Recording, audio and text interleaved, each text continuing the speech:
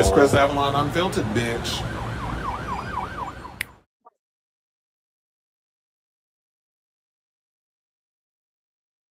Hey everybody, welcome and happy Wednesday. It's your boy Chris Avalon, and welcome to a brand new episode of Chris Avalon Unfiltered, a show we basically talk about all things going on in the latest pop culture, hot topics, all that good stuff. So if that is the show for you, definitely stick around because we have a lot of tea to spill today, including we got some sad news regarding James Van Beek. We got to get into that. The rating for Screen 7 came out and all the things of why they chose the rating that they always choose, but we'll get into that. We got some good news revolving around this Mummy reboot with Brendan Fraser and Rachel Weisz because they are coming back for the new film. So we'll talk about that. Plus, Mike Flanagan, for some godforsaken reason, is remaking The Mist, which I'm like, that was like one of my favorite Stephen King adaptations. Why are we remaking it? We'll see. Then we got to get into this Bad Bunny stuff. So there was a lot of stuff that was coming out, 3 days later. People are still unpacking a lot of the Easter eggs and all the cultural references that was in there. And we got the haters. We're gonna talk. We got the Megyn Kelly rant and people dragging her over her stupid rant.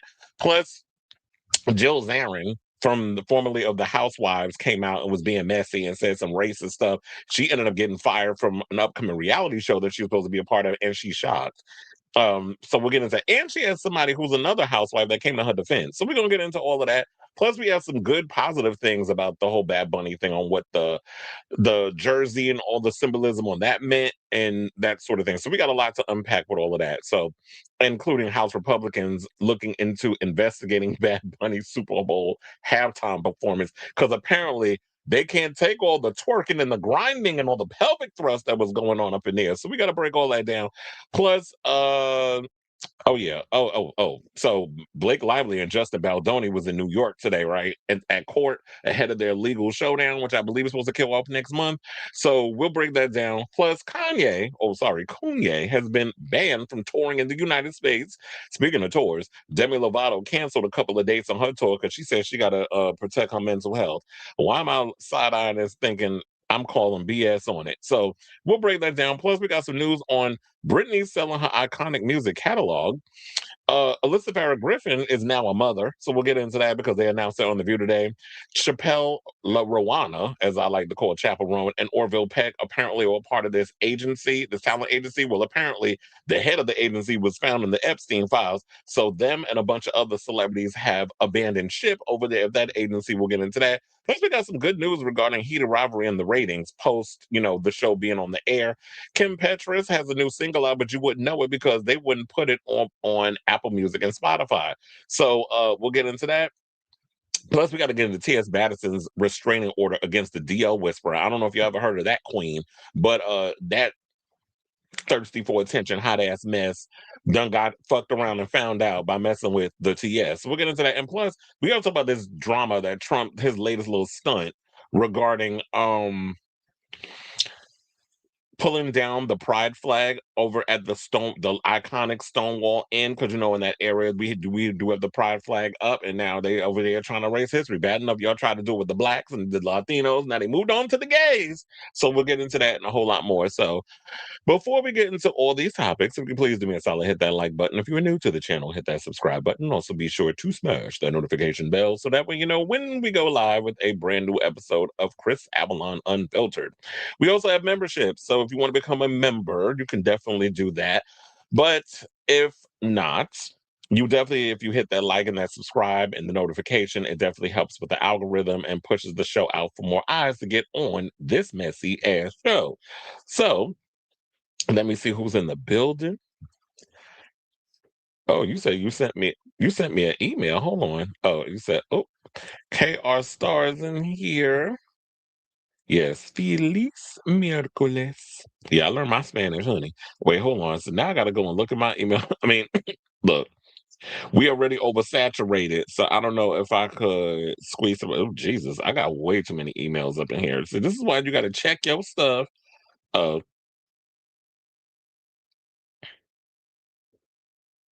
Are you talking about Spotify shares picks for classic pop albums of the streaming era? Um, we'll look into that. I'm gonna do a little research on that, and we'll have to save that for the next show, which will be Friday. So we'll just have to save it for that. But yeah, we got an action-packed show today. So I'm gonna just focus on these because I think we got 19 topics, which is a lot. I think it's probably more than usual over here. Um, don't use TikTok or Twitter, so I have a way of contacting you.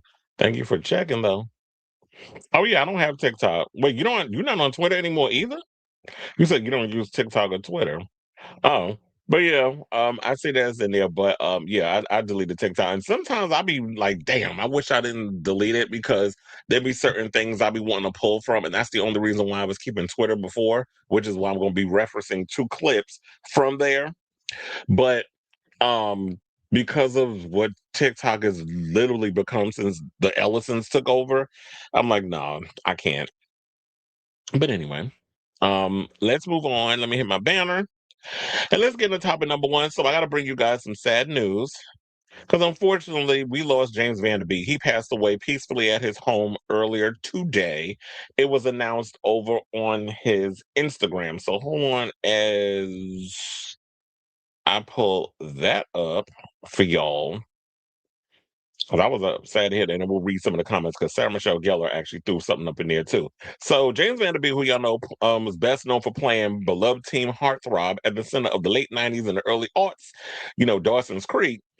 Some people know the gay porn Dawson's Crack, but that's a whole nother conversation for a whole nother day. Apparently, he died following a battle with colorectal cancer. He was 48. Now, the actor best known for his role in Dawson's Creek and Varsity Blues, another movie I actually love, by the way, him and Scott Conn. I love them in that film. They even did a parody of that in what was that? Not Another Teen movie. And so they said died after a journey with stage 3 colorectal cancer. His wife Kimberly Van Der Beek announced the news on Instagram, saying, "Our beloved James Van Der Beek passed peacefully this morning. He met his final days with courage, faith, and grace. There is much more."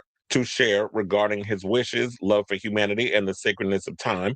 Those days will come. For now, we ask for peaceful privacy as we grieve, our loving husband, father, son, there's going to say in the Holy Spirit, brother and friend. Now, Van Der Beek, who shares 6 kids with Kimberly, daughters Olivia, Annabelle, Amelia, and Gwendolyn, and sons Joshua and Jeremiah. Why is with all these names and the amount of kids he got is giving very much Bug Hall? You know, did y'all hear the story about Bug Hall? Remember him? He played Alfalfa in the Little Rascal movie. Well, apparently he started this little thing where he's trying to build his home from scratch. The kids is being homeschooled and all other stuff. Like it's giving very like you trying to build your own little commune or very Amish.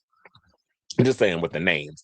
But anyway, so this says this is what like in 2024, I believe is when he revealed his diagnosis. He said that there was an issue that he was having with his bowel movements, and he thought maybe he had to get rid of like creamer and change his coffee or some of his diet or whatever. And so he changed it up a little bit. And then he was just like, it wasn't working.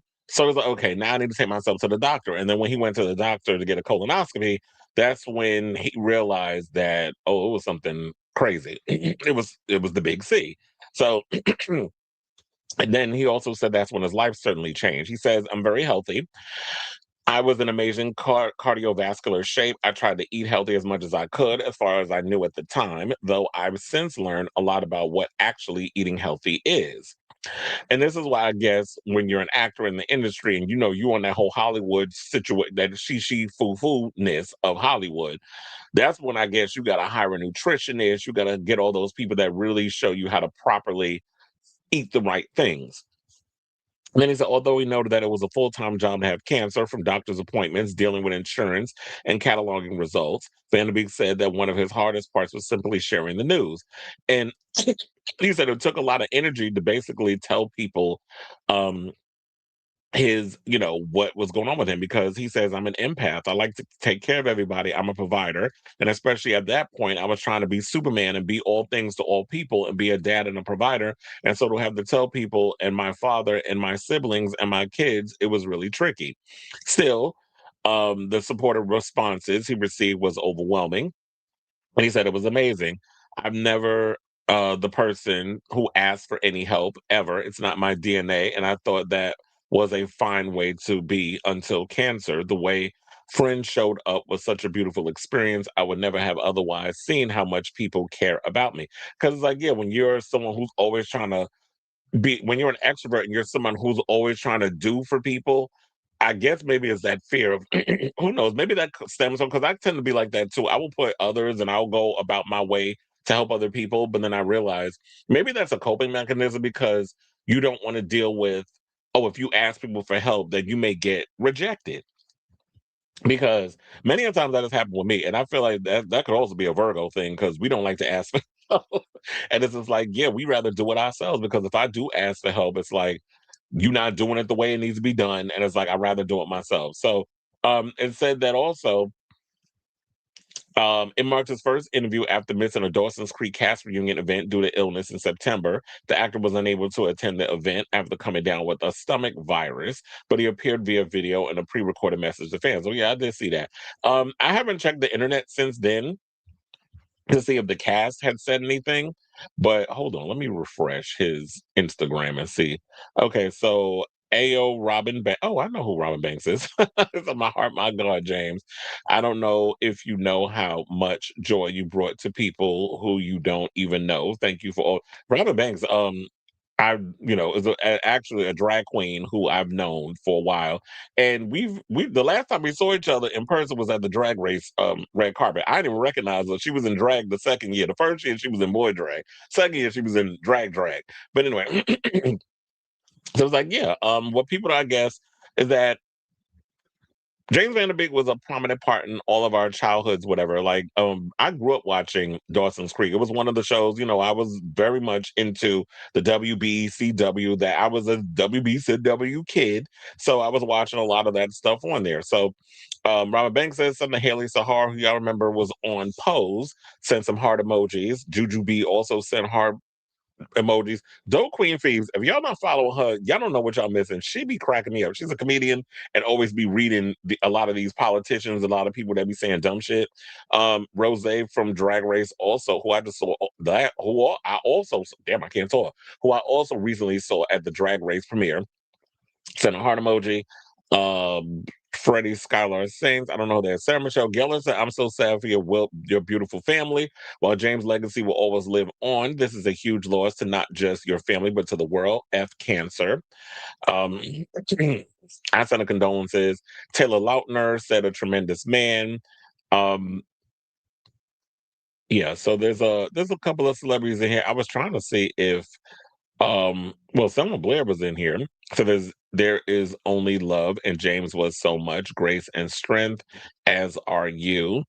Rachel Zoe had a comment, Aubrey Marcus, Tori Wilson, Petra Murgatroyd. Isn't she, I mean, no, Peter Murgatroyd. Isn't she from Dancing with the Stars? Yeah, I don't see any of the cat. I haven't seen if Joshua Jackson or Katie Holmes or any of them have said anything because I haven't checked social media, but I will I'll definitely have to do a little scrollation and see if they said anything because I haven't been able to check social media because I've been so busy putting this show together. I haven't had time to like keep up with what's going on.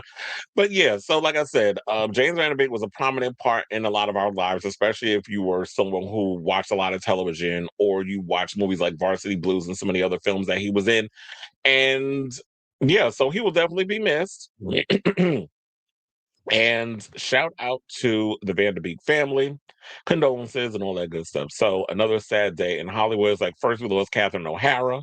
Now it's James Vanderbeek. Who's going to be the third? So I say all this to say, what do you guys think of this story when you heard this news about James Vanderbeek? We lost him apparently today after his cancer battle, stage 3 colorectal cancer. So whatever your thoughts are, let me know in the comments down below. Jesus. I've been clearing my throat a lot. What's going on? Mm. Well, I know him as not Stan's boss. Well, yeah, he was also on Pose, lest we forget. And now Stan is on that new show with Ryan Murphy that I still haven't gotten around to watch yet. I've heard people said it's actually pretty good. I haven't gotten around to watching it yet. The one that's supposed to be a ripoff of The Substance. But one of these days I'll check it out. Maybe I'll have to do a binge. Oh, I'm not coming down with a cold. But anyway, let's move on with the rest of the show because this weather has been changing and stuff lately.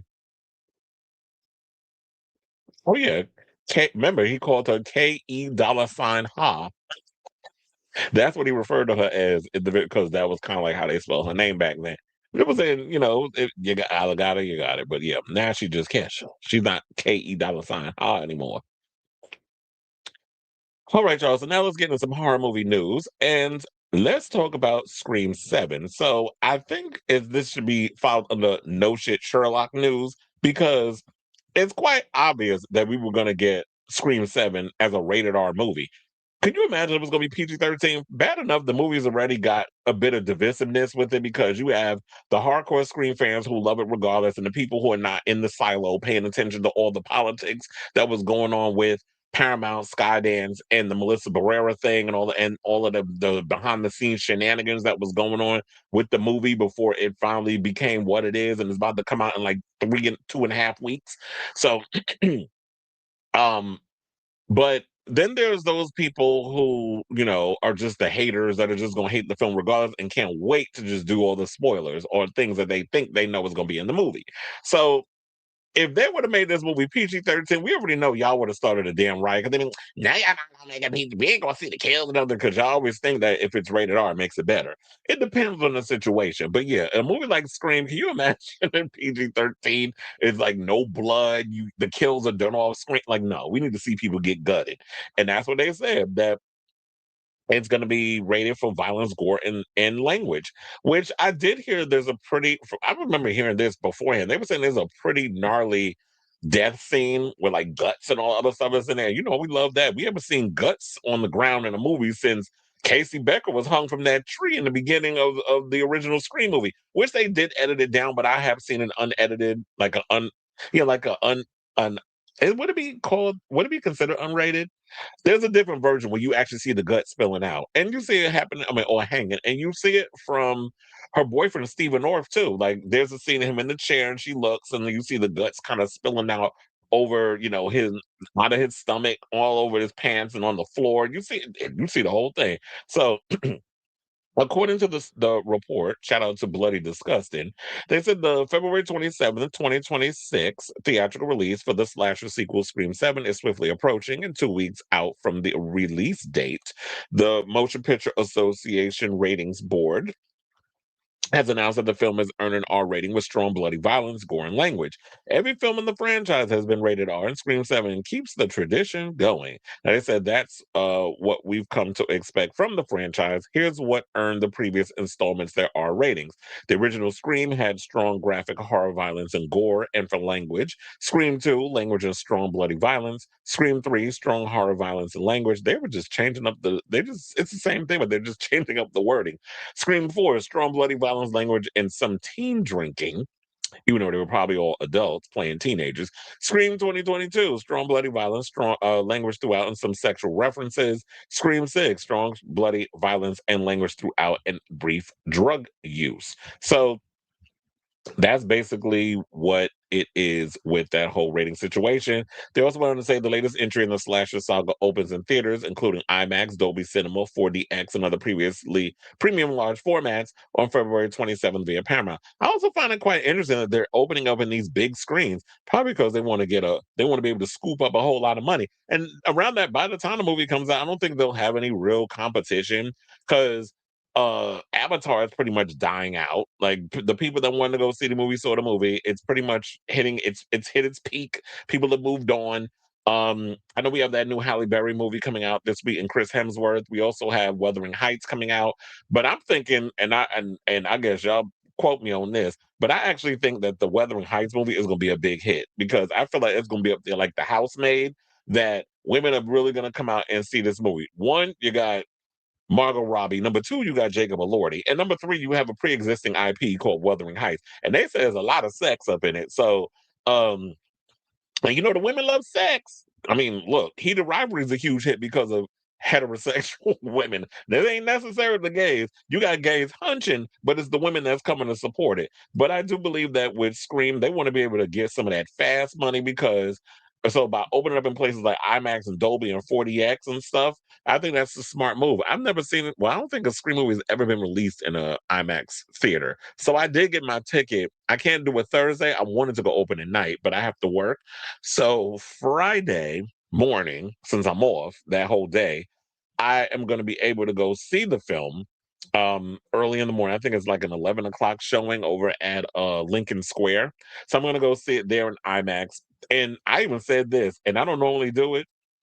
I'm gonna even get a popcorn bucket. I saw the popcorn bucket that they have for the one at AMC. I'm like, that looks pretty cool. So I think I will even go above and beyond. The last time I bought a popcorn bucket was when Alien Romulus came out. Because I'm not really big on trying to buy all these popcorn buckets, because then where am I gonna put them? Like, they look cool and everything, and I'm not gonna probably eat out of it ever again. But just to have that memento, I'm like, okay, if they have any when I go there, and hopefully they do, I'll buy me a popcorn bucket. Now, the plot synopsis, in case you were wondering, they said when a new Ghostface killer emerges in the quiet town where Sidney Prescott has built a new life, her darkest fears are realized as her daughter becomes the next target. Determined to protect her family, Sidney must face the horrors of her past and put an end to the bloodshed once and for all.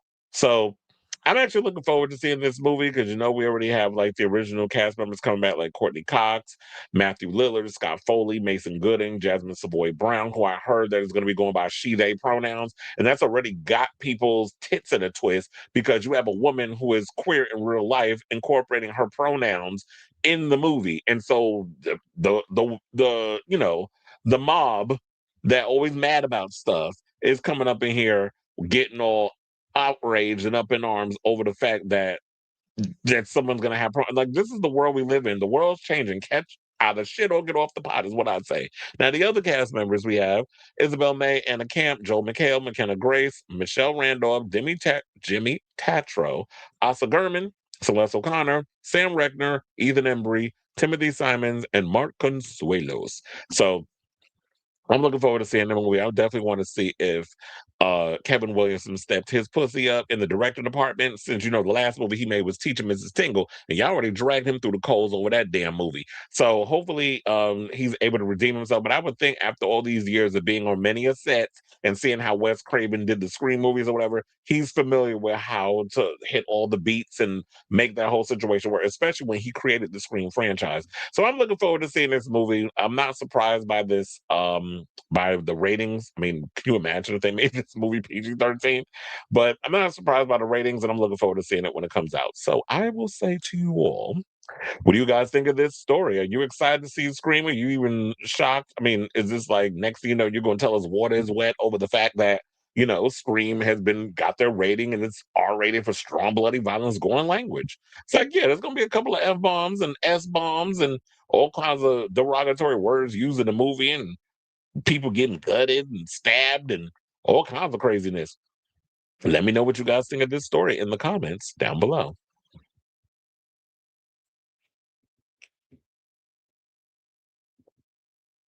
Yes, The Beauty. Oh, you said it's okay. I mean, I'm not rushing to see it, but um, I'm gonna definitely check it out on one time when I guess I need something to just binge really quick.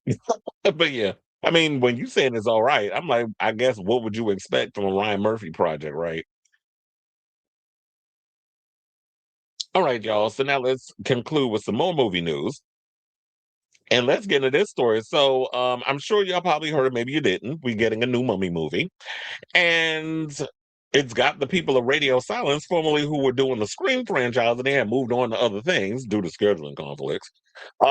So yeah, Radio Silence is going to be behind the new Mummy movie, and so it's official tissue because we was hoping that it was going to happen. Brendan Fraser and Rachel Weisz are coming back for the new Mummy movie that Universal Pictures is developing or rebooting.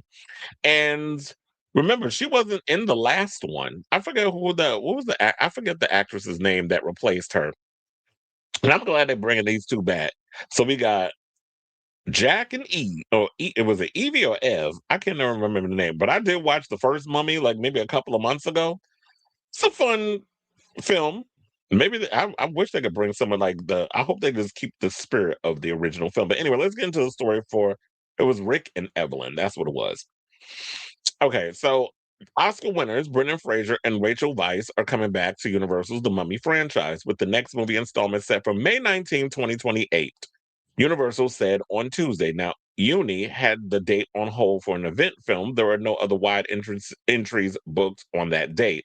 Deadline revealed in November that the pair were in talks to star in Radio Silence's movie off a screenplay by David Coggeshall, who wrote The Family Plan and Orphan First Kill. Oh, mm-mm. So far, I'm a little worried. When you said The Family Plan and Orphan First Kill, I'm like, that script, hopefully y'all gonna spruce it up, because I'm like, that script will suck.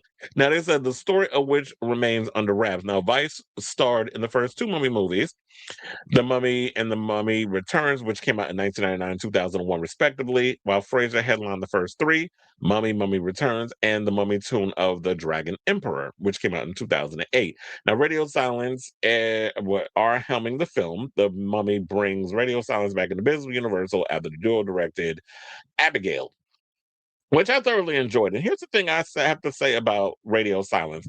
I enjoy Radio Silence when they make their original stuff. Like, I'm looking forward to Ready or Not, Here I Come. I love the original Ready or Not. And I also liked um, Abigail. I thought it was a fun movie. I enjoyed it. I saw it in Dolby when it came out, because I was one of the very few that was supporting Melissa Barrera, while them so-called fake-ass Scream fans were sitting there and say they was going to support her and they were going to boycott the other stuff. Where the hell was y'all when that movie came out? Still waiting to find out that answer. But when I went to go see the film, I was like, I enjoyed it. But then when they jump on other pre-existing IPs is when I started to worry, because I did not particularly care for Scream 5 and Scream 6. There were certain ideas in those films that I enjoyed, but overall, collectively, I didn't really. I mean, I like the idea of the core four. They weren't written the best in that film. I don't even think Melissa Barrera's character was utilized all that great in the fifth movie. You made her more exciting in the sixth film, and the thing that always irritated me about the last two Scream movies was that the third act, you can pretty much see Mikey Madison was the damn killer. I mean, she just looked like she was batshit crazy from the beginning. Just the way y'all had her looking and everything in the film, kind of like y'all were just pretty much saying, "Hi, look at me, I'm Ghostface over here." That's literally y'all were just like trying to beat us over the head with with the reveals. And like I told y'all, the scene that made me figure out who the killer was, or Urs was, in the sixth film, was the scene when the therapist gets killed. Because I was just like, well, how would the FBI know all of this stuff? And y'all were trying so bad to make it Kirby Reed. I'm like, I'm not buying this. So y'all just made it so easily um y'all just made it easy for those of us who was paying attention to realize, like, okay, y'all literally just telling us who the killer is before we even get to the big reveal. So by the time y'all reveal who it was, I was like, whatever. I was just so disappointed. So I don't know. I like The Mummy. I like the idea that y'all bringing this franchise back, but I'm not 110% that excited based off that writer and the fact that Radio Silence is taking a pre-existing IP and putting their stamp on it, because I don't feel like they're good at taking other people's work and making it exciting. So while I'm looking forward to seeing this movie and I like the characters in it, I do wonder if they're going to actually have their son in the film, and they got to make him older, because when he was a little kid in like the 2000s, we in the 2020s now, so he's got to be like 19, 20 years old or something or another. I don't know. He's got to be late teens, early 20s, so they got to figure out how they're going to bring him in and what's the next adventure going to be. Now, another thing too, I know that Brendan Fraser has had a lot of physical ailments over the years. I remember at one point he was huge, then he lost a lot of weight. And I believe he said that he endured a lot of injuries when he was doing the Mummy movies, because he was doing a lot of the stunts himself. We don't need you coming to me here trying to prove like you Tom Cruise. Let them other stunt people come in and do all the heavy lifting. If you got to be running around and doing little things, you go ahead and do it. You could be like this aging archaeologist. I mean, you're still relatively young enough that you could do it. I ain't saying you've Harrison Ford old, like Indiana Jones, who literally looked like in the last movie he had one foot in the damn grave, and y'all was up in there expecting us to believe that he could do all them crazy action sequences that y'all had him doing in that freaking movie.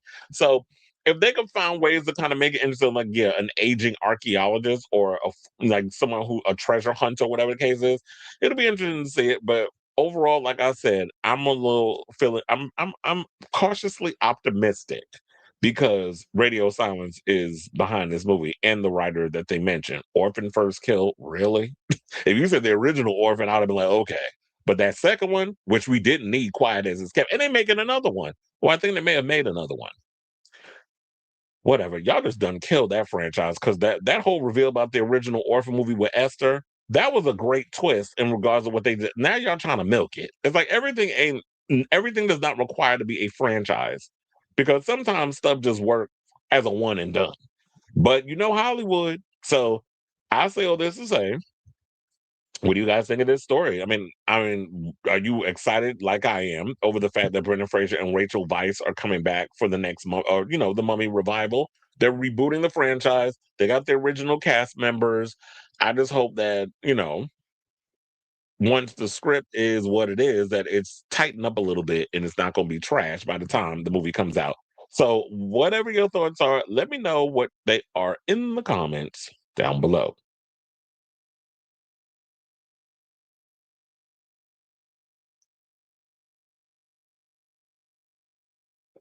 Big cast. I wonder what the length.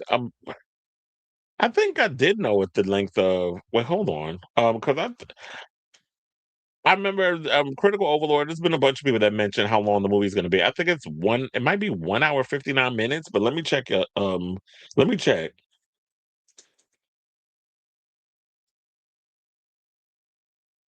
It's Wicked for Good. Oh, I was close. It says 1 hour and 54 minutes. When it says when I'm looking at the Dolby Atmos thing. Also because of AI overview, but I'm looking at some other stuff too, because there's like an IMDb thing, and there's a bunch of other things, and there's even an Instagram post. Yep. So 1 hour 54 minutes is the original spec runtime. 114 minutes to be specific. But yeah. So about 2 hours, which is I guess with all the coming attractions and stuff is gonna be over 2 hours. I've kind of gotten in that way too. Like I'm the yeah, thank you, Maria Bello. That was the other woman that came in and replaced Rachel Weisz. Because I be forgetting names. But yeah, I agree with this. Though you said I can't really stomach violence lately. I just can't watch it like I used to. I feel the same way. Like there's moments where I get relatively squeamish when it comes to horror stuff. Like I even started getting squeamish when I watched Send Help. Which y'all need to see that movie. The movie was so good. It's funny. It's a lot of violence, action. Like it's just like a really funny, scary movie. And plus, just to see Dylan O'Brien's butt, that alone should be price of admission. But I'm the same way. I've noticed that I've gotten relatively before back when I was younger, I could just sit there and watch all kinds of gore and violence and stuff, and I'm like just watching it like it's nothing. Now I'm just like, oh no, like I gotta turn. I'll be fast forwarding kills sometimes. Like I can't. I am squeamish too, but I still watch them. But I get the same way, especially when it's like stuff that really could happen to you as a human being. Like if somebody's using a cheese grater on your skin or peeling off your fingernails, or like what? I was watching Casino Royale, and when Le Chiffre does the torture sequence, and y'all know the torture sequence to James Bond with his nuts. That scene I had to pass. I was like, oh hell no, because that's something that somebody can really do to you. And that pain of when you get hit in your balls. That's not something that I even want to just watch somebody go through because I could just imagine. I just feel your pain. And the way that Daniel Craig was selling that scene, I was just like, chill, I can't. All right, y'all. So now let's get into our final horror news before we move on to all the other celebrity news and gossip.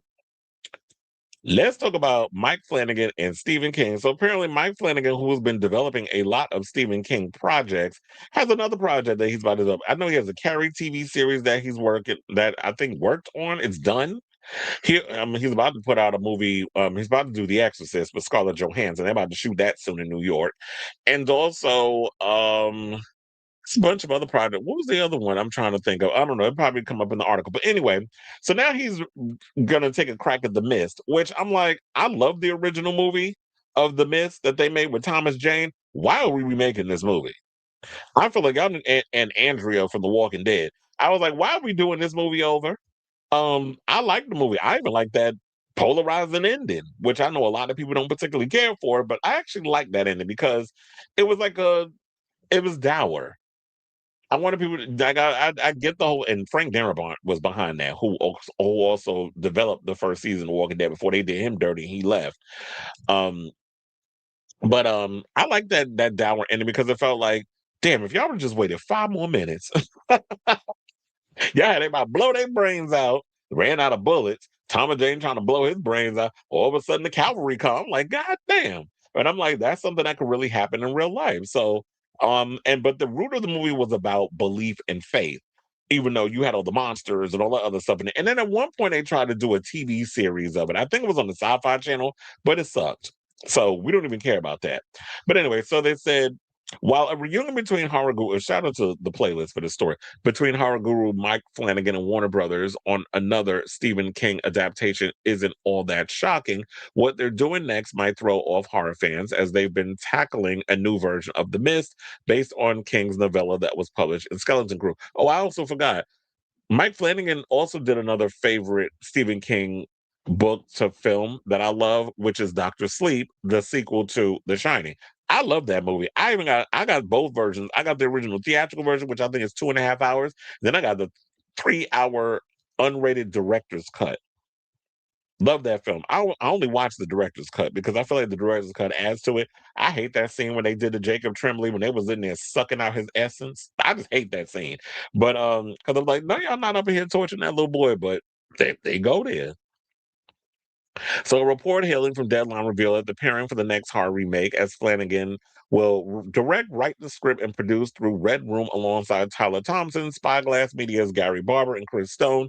It will also have Alexandra Magistro serving as a EP for Red Room.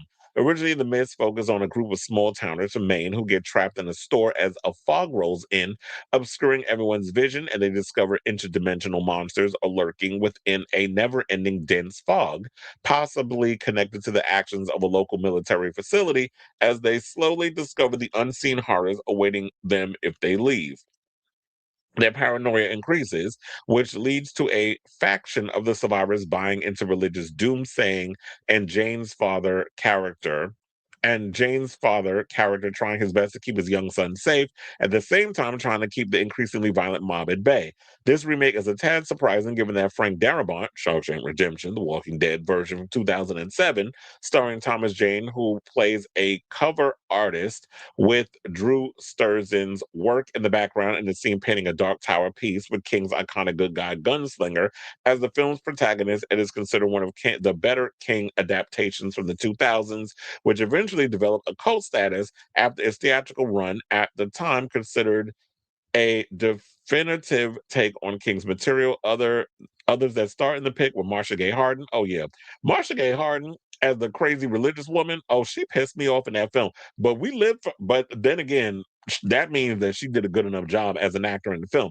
But I will also say this. I was like, yeah, why would y'all touch? See, this is what I don't never understand about Hollywood.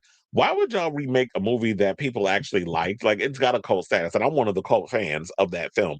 Why would y'all touch something that people like genuinely? Maybe because the original movie flopped at the box office, but it developed, like we said, it developed the cult status. And that's the thing about Stephen King. It depends on his work. A lot of his movies don't really do well theatrically. So I guess remake the good movie instead of just like trying to take a crack at the movie that wasn't good. But then again, we've seen when y'all have done that, and that would be the Fantastic Four, because y'all always try to remake the Fantastic Four, and it just doesn't resonate with the people.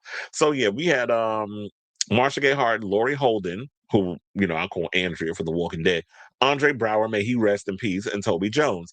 They said then again there was a short-lived series. Oh yeah, we talked about that. They tried to reboot The Mist for TV, and it sucked. And so yeah, he also did, I forgot, he did Gerald's Game, as I said, Dr. Sleep. He also did Life of Chuck, and he's also doing the series version of Carrie for Prime Video. So, and then now he's about to, before, I guess that'd probably be his follow up, Because right now, like I told y'all, he's about to do The Exorcist which has got a star-studded cast, by the way. So I'm like, okay, y'all mean business with this. Because y'all got Scarlett Johansson in it, which already is a big enough name, Diane Lane, Lawrence Fishburne, Chiwetel Ejiofor, and Jacoby Jupe, who stars in Hamnet, which, if y'all trying to watch Hamnet, y'all can watch that. I think he plays the son, Hamnet, that died, which which which I guess inspired Shakespeare to write Hamlet. So I want to see that film actually. I know it's available on digital, like you can watch it at home. So one of these days, I know like before the Oscars come around, I think I'm gonna spend that whole week just renting a lot of the movies already on streaming service. So I could just sit and watch them then. Because I already saw one battle after another. Marty Supreme, they just dropped on Prime Video that you could rent it at home. So I want to watch all the Oscar nominated films. I might even watch Sinners again just to refresh my memory.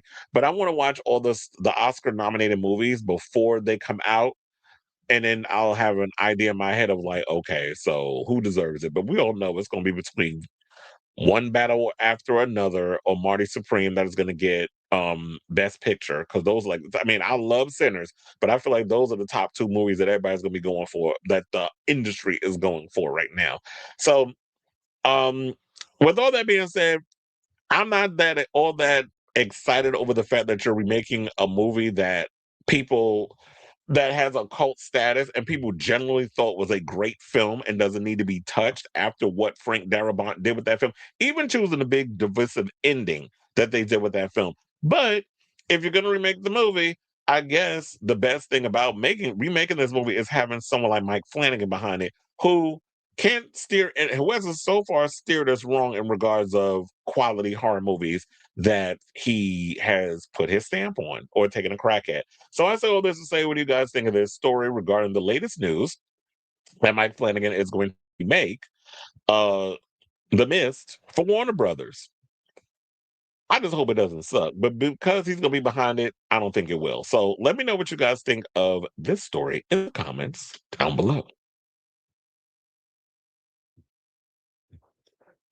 All right, y'all. So now let's move on and let's get into some Benito news, because 3 days after the Super Bowl, people are still trying to decode, decipher, break on. They're still uncovering all the Easter eggs and all the references, all the cultural references and things regarding of all the things that he put in there. I know some people was like, why didn't he have that Yankee and this one, that one up there on the stage? I feel like at the end of the day, it was about Bad Bunny. He's a superstar. He wanted to take on the bulk of this, me. Why I'm a superstar. I'm gonna give you me and the culture and all the other stuff. All the other people that I've worked with and stuff, he had Cardi B dancing in the background. He played Don Omar and Tego Calderon and Daddy Yankee and all those other artists that he's collaborated. He played snippets of their music. So that was the shout out and the reference within itself. We not what I'm glad that he didn't do is that he didn't do like everybody does at these Super Bowl events, which is I got to bring out 50 people and put them up on stage, and we all got like 12 minutes to get everybody a little moment in. It's like, no, we only got a small amount of time to get this message across. It's literally halftime, 15 minutes to get in, perform, get out. So I'm gonna try to throw as much in as possible. You're getting all that with the cultural references, but also the other artists who definitely has helped and shaped reggaeton. I'm gonna give them their props, and he did that through playing snippets of their music in between those moments of his performance. So if people didn't catch it, well, that's on you. And plus, I already told y'all, Daddy Yankee don't do secular music no more. So first things first. So shout out to Benito, because we actually have the final numbers of how many people watched the Super Bowl, because there were some people that were saying, well, he did 140 something on million, so he surpassed Kendrick Lamar, which I don't think he did, but we'll get into the article. So, and I want to get the good news out of the way before we get to the crazy stuff about the House of Representatives and all that. I mean, the politicians, the GOPers, and all that foolishness. So, the chaos and controversy surrounding Bad Bunny's Super Bowl halftime performance did not hurt the viewership numbers. They said he brought in a total of 128.2 million people to watch, which I will say is more than what y'all got over there at to Pussy. Because they was running around talking about they got 6 million. No, it wasn't. It was bots. And people was doing the research. They said that, yeah, y'all had literally bots up in there that y'all were using to get people to watch the To Pussy event over there on YouTube. They couldn't even get a licensing deal, whatever the case was. They couldn't get all the things of them trying to stream it on Twitter. Which you would think that somebody as racist as Elon or apartheid Clyde, as I like to call him, would have gotten people to come over there and watch that situation, but they didn't.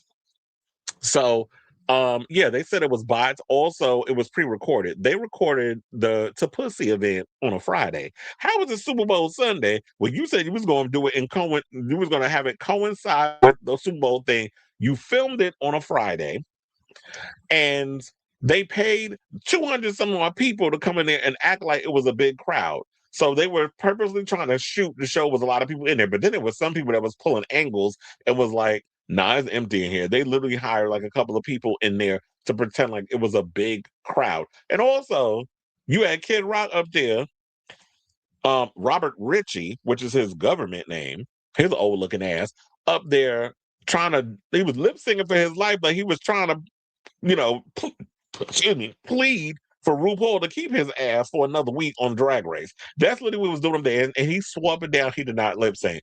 And I'm like, okay, so if you didn't lip sync, then why is the microphone you doing this? And then when you pull the microphone down, we still hear your vocal. And it's like, did you not rehearse? Like, how do you not know that, okay, if I'm going to be lip syncing to a track, which is what a lot of these artists do when they go on like Top of the Pops or remember Soul Train back in the day, like stuff like that, how you pull the microphone and your mouth's still going? It's like, boy, come on now. So the To Pussy event was a flop, but Super Bowl wasn't. So yeah, so 124 million views. But they said that a new record for peak viewership at 137.8, tuning into the second quarter, drawing an average of 124.9 million viewers for the game. The Stars halftime show drew 128.2, making it one of the most watched performances in Super Bowl history. Kendrick Lamar remains the title holder, which is what I said, that he didn't beat Kendrick's number. So a lot of people, and it doesn't matter because the fact of the matter is we had Kendrick up there and we had Bad Bunny, two cultural significant parts of the hip hop community. Because yes, reggaeton is Spanish hip hop. So let's call it what it is. So you have someone who's on the hip hop side, and you have somebody who's on the Latin hip hop side, where they've come together and they're changing the game and they're bringing people in. And what people need to also realize, American football, as that psycho bitch over there, Megyn Kelly, wants to call it, that's not the top of the food chain in regards of sports or whatever.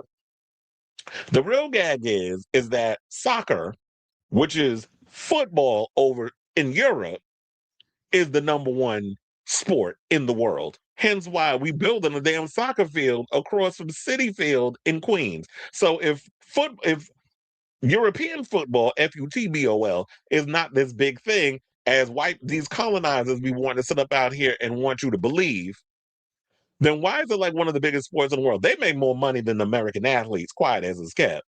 Ask Carlo Messi how much money he made. He made way more money than a lot of your fave football players. So um, a lot of these people be running out here acting like they know what they talking about. They don't know what the fuck they talking about. But so shout out to you, Benito. So yeah, he didn't beat Kendrick's number, and that's fine. But he still broke records. First musician who did not speak a lick of English, gave you full beady beady bum bum for like 15 minutes, and brought in 128 million people. And the reality is, you got to realize a lot of those people that was watching, a lot of them ain't football fans. A lot of people just came in and tuned in just to see him perform. And that's why they said in the second, wait, what was that line where I was reading? They said, yeah, the peak viewership came in at 137.8, and that was into the second quarter, which was when they knew Benito was bringing his little butt out on stage. The numbers went up, so people really wasn't watching the teams going, and well, it was 9-zip before Benito came out. So people wasn't really watching the game beforehand. They wanted to see the Super Bowl, including the haters over at Mar-a-Lago and Megyn Kelly and Kid Rock, because they all had something to say about it. We're going to get into what they had to say coming up. So, yeah, I just want to point that out and give him his props.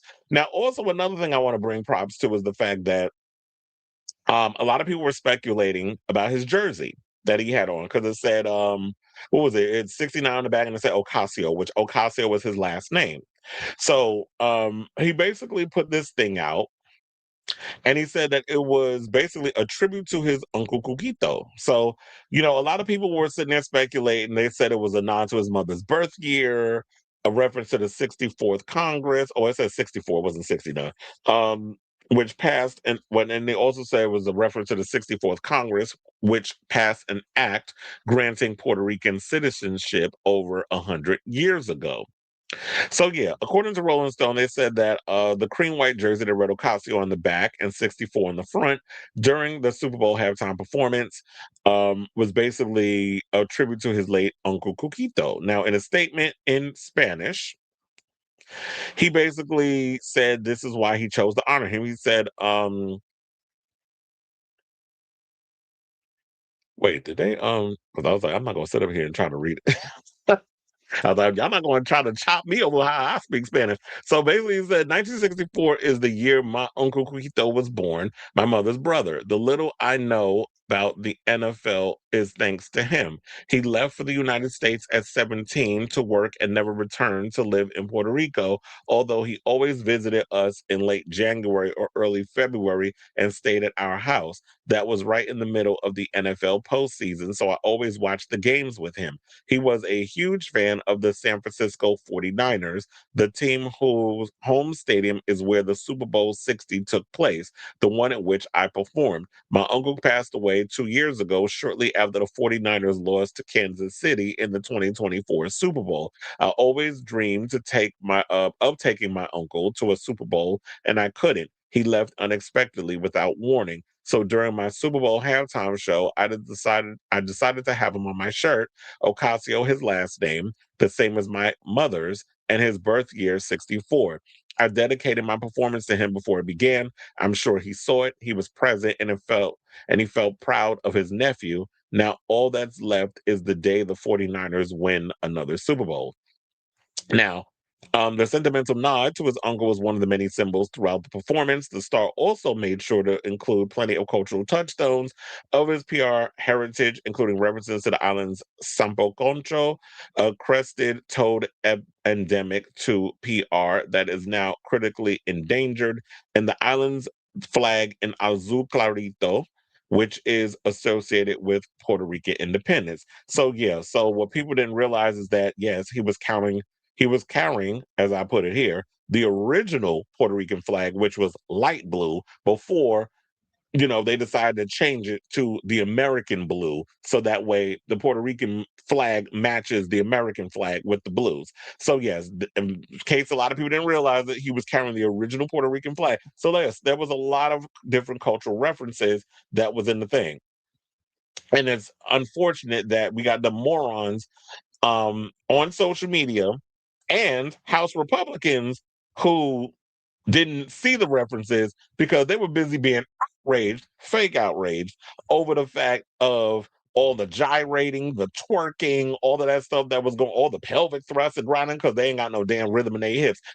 This the dance they like, the dance where it looked like somebody jerking off two dudes so they could squirt skeet skeet in their face because that's the Trump dance. Look like he milking two dicks for his mouth. I'm sure that's in the Epstein files. Like everything else. So, according to Entertainment Weekly, they said 2 days out, well, now 3 days out, Bad Bunny's epic Super Bowl halftime show, which featured cameos from Lady Gaga, Pedro Pascal, and Ricky Martin, is still getting a lot of attention, especially from Republican lawmakers. They were not entertained. Y'all weren't? Are you not entertained? Shout out to Gladiator. So they said by Monday, one of its detractors, Representative Andy Ogle. Well, he was ogling a lot of them broads on that stage, and probably some of the dudes. He probably liked that scene of the two dudes in the little car space where they was grinding on each other. Y'all know that spot? I mean, that scene. If you didn't see it, rewind the video. or go back and watch it. It's on YouTube. Asked officials to look into the performance, which he called pure smut, as he claimed was illegal to be displayed on public airways. Look, they even went as far as to compare it to Tittygate and Janet Jackson. I'm like, you cannot make this stuff up, of these salty ass saltines just being mad over nothing and they fake outrage. Now, Ogles cited choreography featuring overtly sexualized moments, including widespread twerking, grinding, pelvic thrust, and other sexually suggestive conduct. He is therefore requested that the Energy and Commerce Committee, EEOC, launch a formal congressional inquiry into the National Football League and NBC immediately for their prior knowledge, deliberate approval, and facilitation of this incident broadcast. I mean, indecent broadcast. American culture would not be so corrupted without consequence. The fact that they always try to do their little smoke screen, say America will not be mocked. I'm like, who are you talking for? And then when I play you all that clip later on of Megyn Kelly, it's about we. Bitch, who's we? Speak for yourself. It's you feel this way. It's not we. You want to do a conventional we so y'all can hide behind y'all bigotry and your hatred and your racism. So that's basically what all of this genuinely is.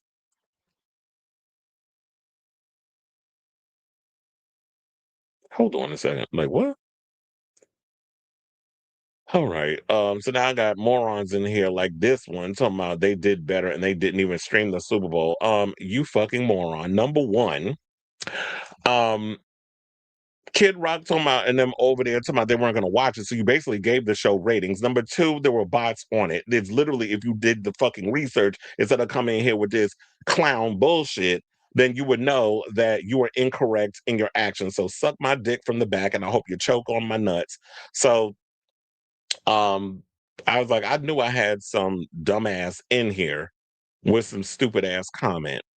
But we're gonna move on. Because I stay calling out these morons in the comments. Now, and then somebody doing research. What the fuck you think I've been doing and what I'm providing? But of course, people like moving goalposts, people like trying to change up things, people want to believe what they want to believe. Well, you're in the cult, and I hope you die with the cult. And you will, because y'all not gonna be around for long. And the tides are turning if you actually been paying attention to the tea leaves, which I always do. And I'm always on the forefront of what's going on. So um, they also went on to say that that Ogle and is it Representative Mark Alford said that he and his Republican colleagues in the House of Representatives already embarked on an investigation. So they said they're wasting tax-paying dollars on bullshit only because they're upset that they had a Latino up there performing and giving an FU to a lot of these ignorant ass people who want to keep us fighting within each other while they go and they pillage our government. They steal all of our resources and they keep us fighting with each other, and they continue to take from the top and leave us crumbs. This is what all this is about. And the fact of the matter is, this is sad that while we see that Bad Bunny and his performance was about uniting a country, which we have seen many a times that that's what he was doing, because it even said it in his message, people were still trying to find a way to spew a bunch of hatred, vitriol, and BS. So y'all can sit up here and waste money, waste time, waste energy, and waste taxpaying dollars on frivolous cases or frivolous investigations when um I just hope whoever gets this put on their desk that they just be like, you get this shit out my face. Like, you cannot be serious with this foolishness. So yeah, they went on to say, I saw the halftime show. We were switching back and forth with the Turning Point USA. Like, please, you weren't flipping back and forth. You sat there and watched it because we saw the videos. Not you necessarily, because I don't know who the hell you are. I think this is your moment. You want a moment. You want to, create fake outrage. You want to algorithm hustle because that's what a lot of y'all do. Y'all, the rage baiting and all that other mess. That's what y'all, a lot of y'all like to do because you realize this is the new grift. And so a lot of these politicians are trying to get in on it because they all want to have their little moment. And Kiss Trump's wide, fat, shit infested or covered ass, because he shits himself on the daily. So they want to keep this stuff going, and y'all was sitting there watching it because we even saw at one point that there was video of people in Mar-a-Lago with the TV on the damn Super Bowl. So, but y'all hate these people. You don't like Bad Bunny. He's a problem. He's dangerous. He's all these things. But they're sitting there in Mar-a-Lago watching this. So it's like, do y'all not see the hypocrisy, or y'all just so damn stupid that when people point things out to y'all, it's just hard to compute, or you just still want to just come to terms with the fact of like living in your little Delulu, world, your little bubble. But if that's what you want to do, then maybe you need to go seclude yourself in a place where you can be disconnected from the rest of the world. Because the reality is the world is changing and y'all don't like it. Y'all don't, and I'm probably gonna say there's a lot of times in the show. The real gag is, and Megyn Kelly said this quiet part out loud, and I can't wait till we get to her. Because y'all are becoming the minority, and the people like the Hispanic community are becoming the majority. They're having a lot of children. They're starting to grow in regards of the community as a whole. And white people aren't out here procreating like they used to be. Eyewitness News just did a video on it where they was talking about that for the first time, and they said it was going to come by 2030. Well, child, it came 4 years early because in 2026, it's saying like this for the first time in a long time that Blacks, Asians, and Hispanics combined have surpassed white people in procreation. So that's the real thing that they mad about. Y'all always gonna be mad about some shit. So yeah, I'm probably gonna reiterate that quite a few times. So yeah, he said I saw the halftime show. We were switching back and forth with the To Pussy halftime show. The lyrics from what we've seen from Bad Bunny are very disturbing, and if it holds true, I don't speak fluent Spanish. Okay, I know how to act. This motherfucker had the nerve to fix his mouth and say, I know to ask where the bathroom is. Are you serious? Yeah, so you can put your head in the goddamn toilet because you're full of shit. But if it's true, what was said on national television, we have a lot of questions for the entities and broadcasters that will be taken with. Okay, so now y'all doing too much. Because now you sit up there about, I don't speak fluent Spanish. But the only thing you can say is you know where the bathroom is. Yeah, because your mouth, everything about you is shitty. You're full of shit. So you flipping back and forth. You don't understand what's going on. If you don't understand, why don't you ask your housekeeper or all the people, all the Hispanics that you do hire to do all the dirty work, your cracker ass refuses to do because when you a politician, y'all got money, right? So you can afford a housekeeper, you can afford a maid, you can afford a nanny. All them Hispanics that be sitting there wiping y'all asses, your kids' asses, taking them to and from school, driving them to school or wherever.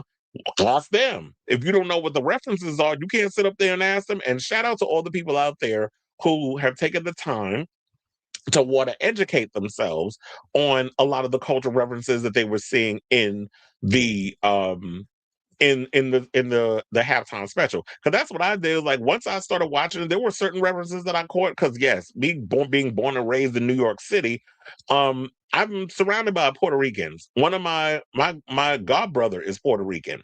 Also, I have a lot of family members that, of course, are Hispanic. I'm also part Hispanic. I'm, with me mixed with Filipino and Black and stuff. My family is from Spain. So I do come and also growing up in Brooklyn and Harlem and so many other places a part of New York, we pretty much come in proximity of different cultures. And growing up in certain areas, you hear the music coming out of people's apartments or outside the window or when you walking down the street. So I've always been enriched in so many different cultures around here. So it don't bother me. Which is why when you hear stuff like this, these people are just like, either y'all are algorithm hustling, you're doing this because it's for attention, or you genuinely are a racist and you don't like the fact that y'all are becoming the minority. That the things that y'all were able to say and do when you back in the day, y'all can't do it no more. So that's why y'all like to hide behind Trump, and that's why you voted for him. So yeah, shout out to you, Bad Bunny. Hopefully nothing comes of this because I just feel like it's just a waste of money. It's just a waste of taxpaying dollars, and this is just some frivolous ass case that y'all out here just wasting money for what? Because you didn't like the fact that somebody up there who was basically making their people feel seen and giving them a sense of hope and strength and power because y'all been browbeating them for the longest, especially with ICE and all the stuff they've been doing. So you don't like this guy, that this one artist is out here uplifting his people and giving them a sense of hope. And I'm gonna say this too. Some of you Negroes out here, some of y'all need to stand the fuck down because I don't like this shit y'all coming out here doing too, where y'all going in about, well, black people going in and throwing shade to me. Well, I didn't like it. You have a right to not like the show, but the reasoning with Chris Brown was like, they need me. No, the fuck we don't. First of all, like I said the last time, they don't pay artists in crack cocaine. So they're not gonna have you up there, and plus you're a woman beater, among other things. So they're not gonna put your black ass, well, I'm sorry, your high yalla ass up there to do no damn Super Bowl. They're not trying to deal with no even worse controversy than they've been trying to get. Even though, bottom line, y'all always gonna find something to complain about regardless. So,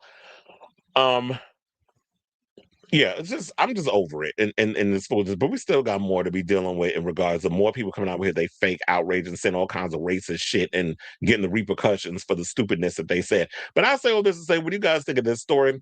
This is such a stupid thing that of course our government is yet again spending all this money on. But yeah, so the same energy y'all putting into this whole halftime show about the widespread twerking, grinding, pelvic thrust, all this other mess, where's that same energy for these Epstein files? Because now it's been released that when they, in the unredacted stuff, Trump's name has been mentioned a million times. It wasn't even 30 something thousand. It's a million. So they're talking about, he's all over it. And amongst all the crazy things that's in them Epstein. So why are we not putting all the energy in that? And that's what I feel like the bottom line of all this is. It's a distraction from them files. And some people don't even think Jeffrey Epstein is dead. Anything they faked his death. So let me know what you guys think of this story in the comments down below.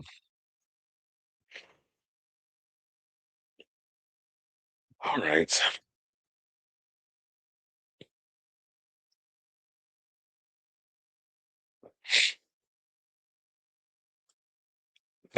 Exactly. Why another remake to what I believe was a great movie, good novel movie. Wait, what's the blank mean? Don't get me started on what I think about the 536 remake to be. I always go into the Oscars not having watched a single movie. The last time I actually watched the Best Picture nominee was Barbie. Mm. Barbie was nominated for Best Picture. Where the hell was I? He says, so are we supposed to look civilized by doing Trump's double hand job dance? Okay. That's what I said. You doing this. I said, okay. So and word on the curve was Trump like a little boy. That came out in the Epstein files. The PDF protect. Okay, exactly. Crying hard. Well, keep crying, bitch. Is what I say.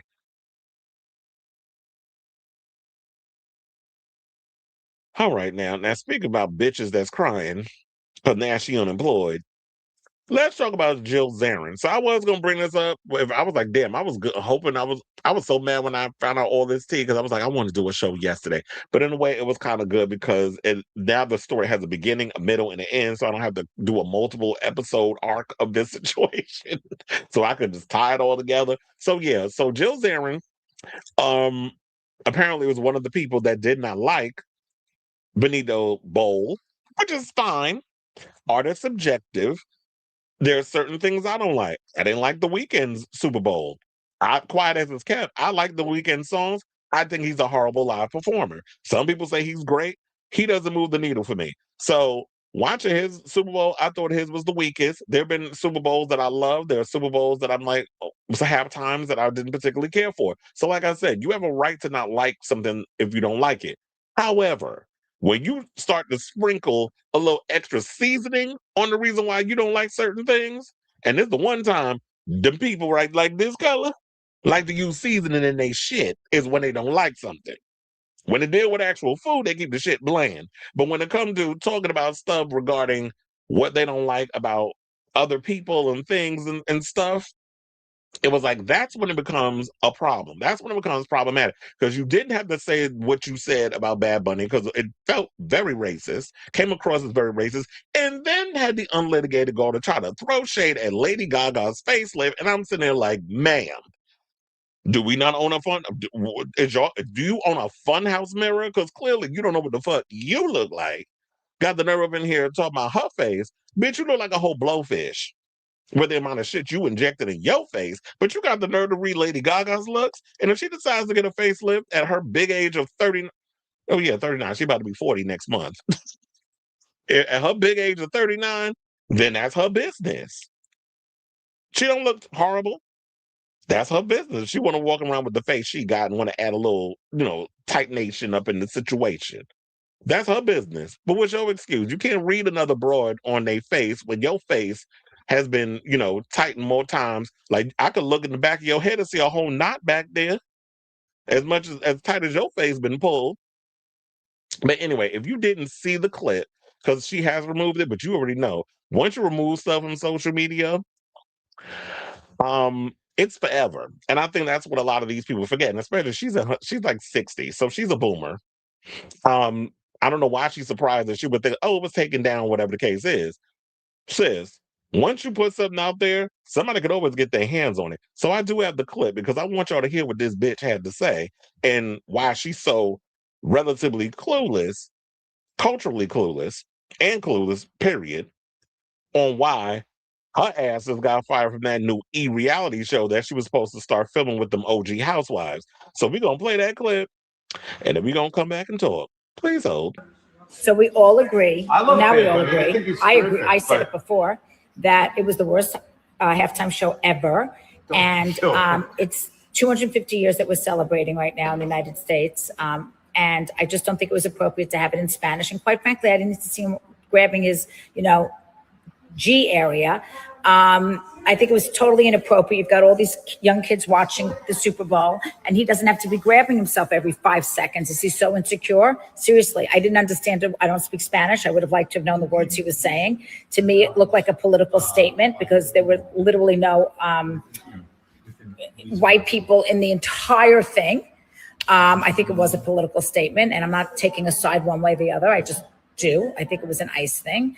And I just think that the NFL sold out, and it's very sad because this was 75 years. And, shame. And Lady Gaga got a facelift. I didn't recognize her. I literally had to Google her face to see who it was because we all couldn't agree who it was. So that was kind of fun in the middle of halftime. At least it gave me something to do because it was so hard to watch. So you couldn't tell by the sound of her voice that was Lady Gaga. Like Lady Gaga has this distinctive voice. When you hear her sing, you know it's her. Like it did take us all a second, like quiet as it kept. It did take us all. I'm like, is this Lady Gaga? But then I knew from the tattoo, like I think she had like a saxophone tattoo on her arm. So like by her tattoos, I knew who it was. So that's how I recognized. Then I looked a second because I didn't particularly care for the wig, but when I looked at it, I was like, okay, that's Gaga. Like, we all knew who it was. And it took us a minute, but we figured it out. But you didn't have to throw in that stinger about her face and all that other stuff. So, yeah, so after that, she got dragged all on social media. And there were housewives. Hold on, because I don't even think I pulled up. Let me look that up because that was the article that I should have had y'all, because there was a couple of housewives that went and dragged her for her comment, and I want to read y'all some of what those ladies had to say. So bear with me a second. I was like, where to go? Oh, okay, I got it. So, and yeah, so I had like before we get to that, I did have a problem with how she worded some of what she said, because I don't know how she said what she said and felt like it wasn't problematic with what she said. Oh, I don't speak Spanish, but I can. Was that I don't speak Spanish, but I can if you like. Ow, no, that's Lady Gaga. But well, she would have said, I don't think it's appropriate to have it in Spanish. I think. Oh, and then the G area, girl, you can't say groin. Like, what are we, two? You can't say groin G area. What the fuck are you talking about, stupid ass? And then to my all these young kids. There was young kids in the goddamn show. You ain't seen a little boy that was laying on the chair. Which, if you've been to many weddings, we've all been there. In regards of like us laying across a chair, whatever the case is. So that was relatable. There was kids in the damn show. So what are you talking about? And him grabbing himself, Michael Jackson did that shit throughout his career, and y'all had a problem with it then.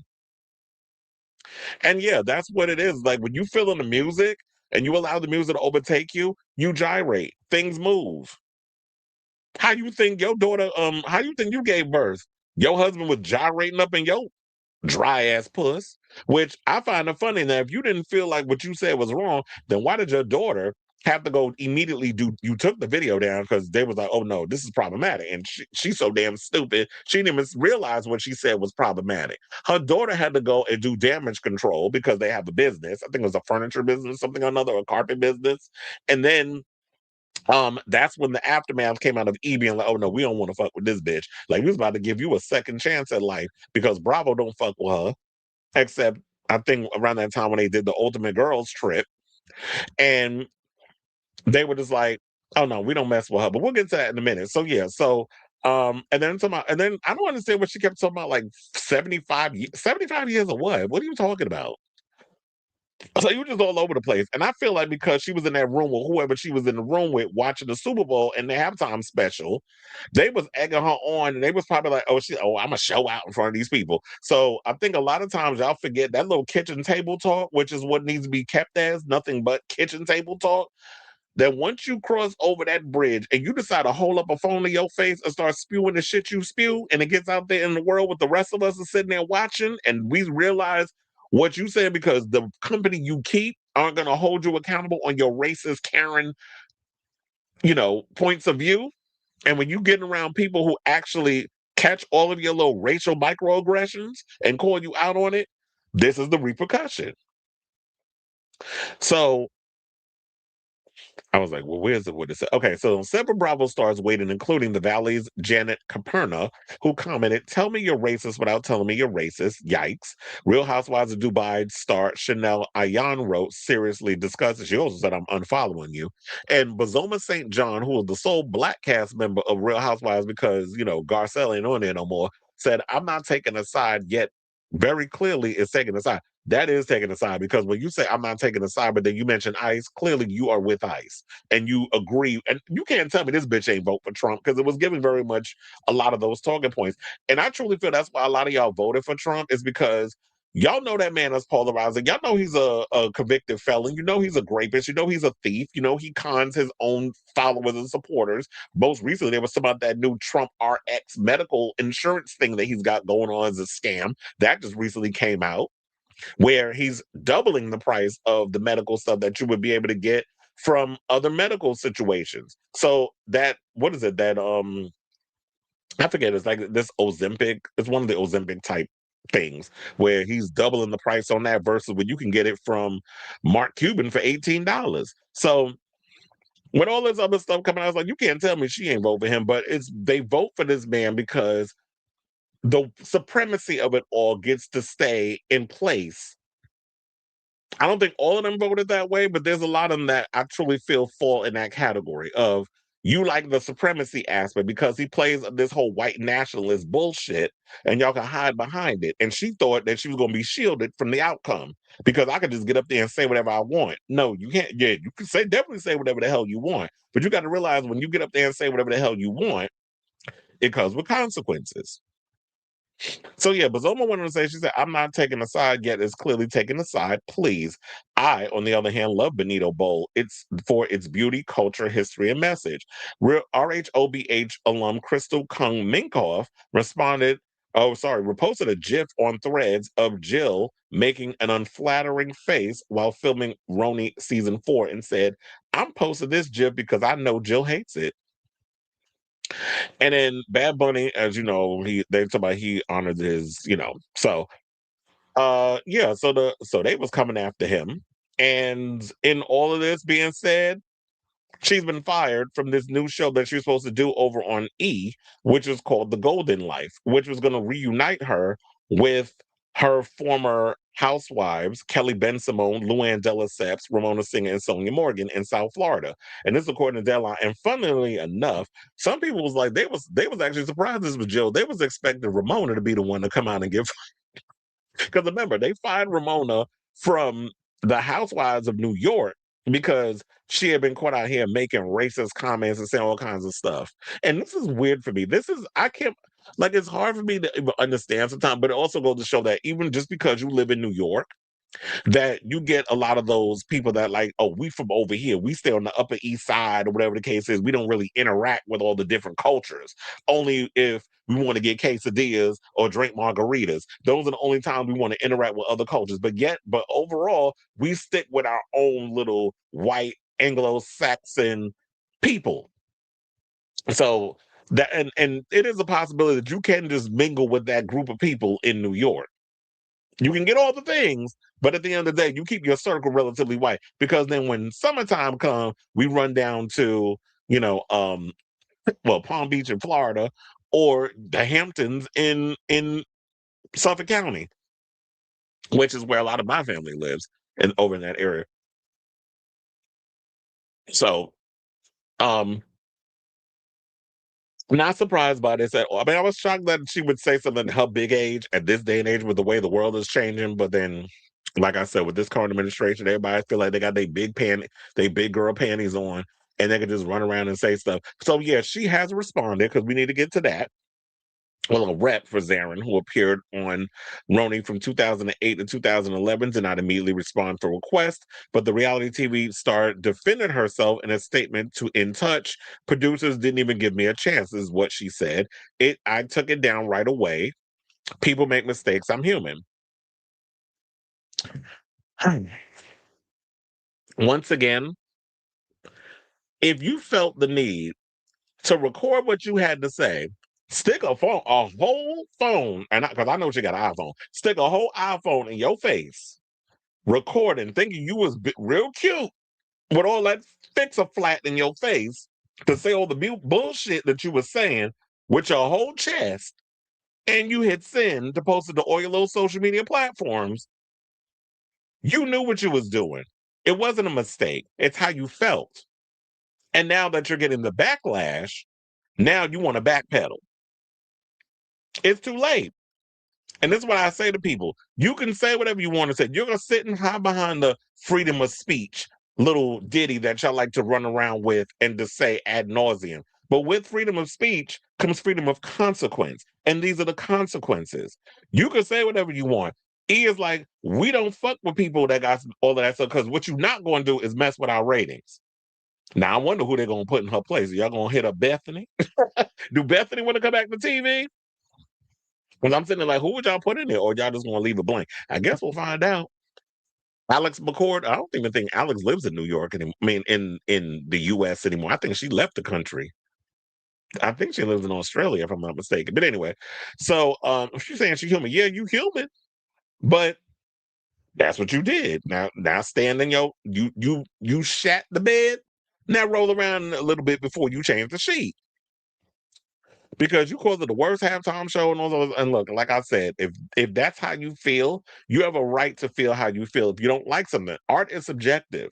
Your opinion was not subjective. It was rooted in racism. There's a difference. I'm trying to see if I had her daughter's situation up in here, because I said that there was something. But look, I feel like I said all I need to say with this. But anyway, before we get off this topic, she does have somebody that defended her, though, and that came to her defense.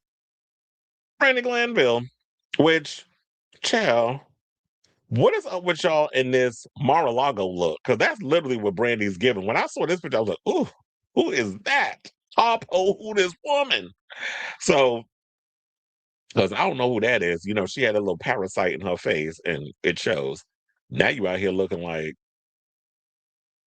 I don't even know what she looked like. You literally out here looking like Pete Burns. Now, Brandi Glanville is defending Jill Zarin after she was fired. She said, oh wait, so here's what E said. They said, in light of recent public comments made by Jill Zarin, Blink 49 Studios has decided not to move forward with her involvement in The Golden Life. The show's producers told Us Weekly in a statement, we remain committed to delivering the series in line with our company's standard and values. However, Glanville 53 said in a Twitter post on Tuesday that Zarin should have had a chance to explain herself on the upcoming show. So you basically want us to wait, which I believe they're going to start shooting next month, a whole month, or maybe 2-3 weeks, ballpark, give or take, because I don't know when the exact shooting date's going to start, to let you save all this energy for a reality show camera? No, that's not how that worked, Brandi. And I'm not taking advice from someone who actually got a whole show taken off before it was even done or was even able to air because you grabbed Caroline, allegedly, Caroline Manzo by the pussy. So we going to sit up here and take advice from you? No. Hell no. Because you out here allegedly SAing other co-stars. Because that was the lawsuit. We ain't forget. So I said, okay, number one, I have a huge crush on Bad Bunny and I want to be Mrs. Robinson, the half show Rocks. The Real Housewives of Beverly Hills alum began her post. The reality star continued, my friend at Jill Zarin was her own has her own opinion, and I don't agree with it at all, but opinions aren't wrong, they're subjective. No, art is subjective, not an opinion. I want to watch Jill on TV explain herself and hopefully learn something. Or we could just keep watching yes people afraid to share. Well, here's the thing. It'd be awesome if on a reality TV show, she could explain what she says and you could have whoever come in and try to be the teachable moment for her. But Jill ain't trying to change her mind and learn something. She don't give that in her energy. And also, who would you have do that? Because you damn sure ain't gonna get it from Sonia. You damn sure ain't gonna get it from Ramona. And I know, I mean, even though I like Luann, I don't see her trying to be that voice of reason either. So who we getting to come in to give Jill this teachable moment that you expecting? Because it ain't gonna be none of them broads. Rosario the maid. I'm just throwing the name out there because there was a Rosario maid on Will and Grace. But I'm just saying, like, who we gonna have? The housekeeper coming in to give that teachable. It's gonna feel very after school special. It's gonna feel very sitcom. And I do agree that yes, there should be teachable moments. And the teachable moment is this: she's fired. People went in the comments, and while they was dragging her, I'm sure that she was getting those educational moments, those teachable moments. But you would think that, okay, whenever you get fired from a job, whether it's for what Jill Zarin said or for whatever reason, you should look at that moment of you being fired as what is the teachable moment? What is the lesson that I'm supposed to learn here? That you have to learn to not be so damn bigoted. You can give an opinion and said you ain't like the thing, you ain't like the show. But when you start throwing all that extra stuff up in there, it's just showing like, okay, your racism has been showing. That's exactly what it was giving. Because in life, white people have been given this platform where y'all are told y'all the best, you're the greatest, the world is yours, you can do whatever you want in life, and there's no consequence to your actions. That you could just treat people any way you want. You could act whatever way you want. Those of us of color, we've always had to learn to be extra cautious in a lot of stuff. And the ones that don't know that is because they trying to cuck themselves to them group of people that wouldn't piss on your ass if you was on fire. Which is what Mace and Teddy Riley recently, because he went up in there talking about Mace was correct about the whole, or Chris Brown, you know, whatever it was that he had said about Bad Bunny and whatever, and then Chris Brown coming out saying what he's saying. It's like, let's not start doing the tap dance. Please don't. So, Brandi, I like you. I've always been a fan of yours with the, you know, when how entertaining you have been on the Housewives. But stand down, mind the business, stay out of this. No, that's not how you learn your lesson. You don't do a whole after school special episode, the very special episode of the Golden Life, whatever the fuck this show's gonna be called, where Jill Zarin learns a lesson to not be a racist. See you next Tuesday. Like that. No, that's not the game we playing over here. She'll learn her lesson by her ass not being on TV. The only way she's gonna get on TV is she record another video and post it on Twitter. So I say all this to say, what do you guys think of this story regarding Jill Zarin being fired from this new show, The Golden Life, over what she had said about Bad Bunny? Plus, Glanville, who Jill said about Gaga, I wouldn't have recognized her if she walked past me because I'm like, who face is that she's wearing currently? So, and what she had to say coming out here trying to defend Jill. So whatever your thoughts are, let me know in the comments down below.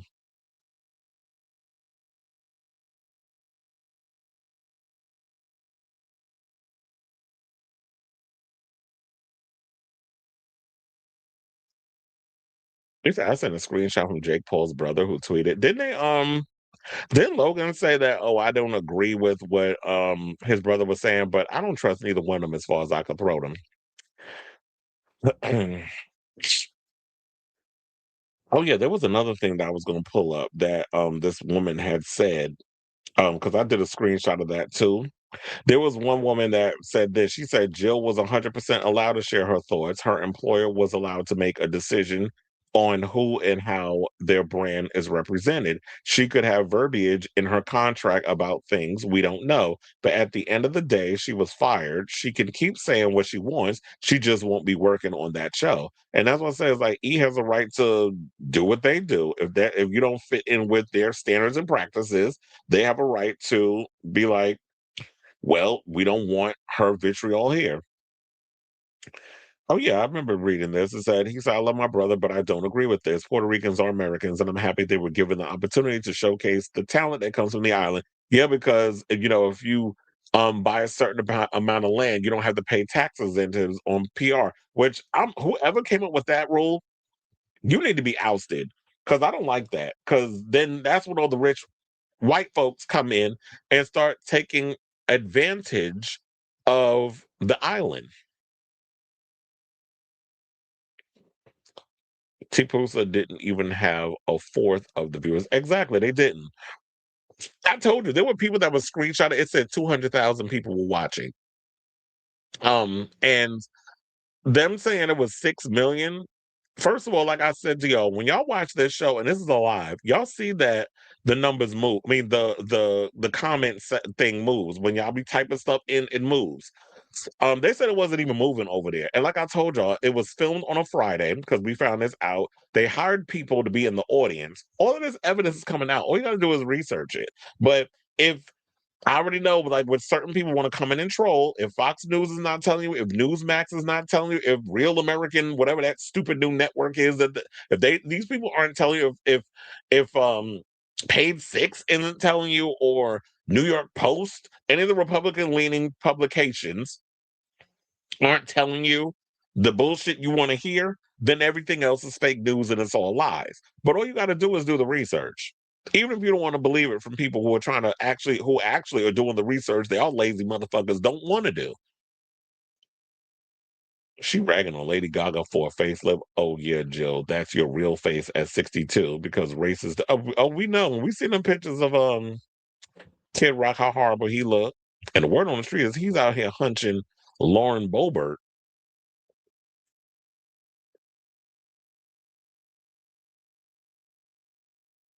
Somebody said, try again, Kenny. Try again what? He was actually telling you the truth.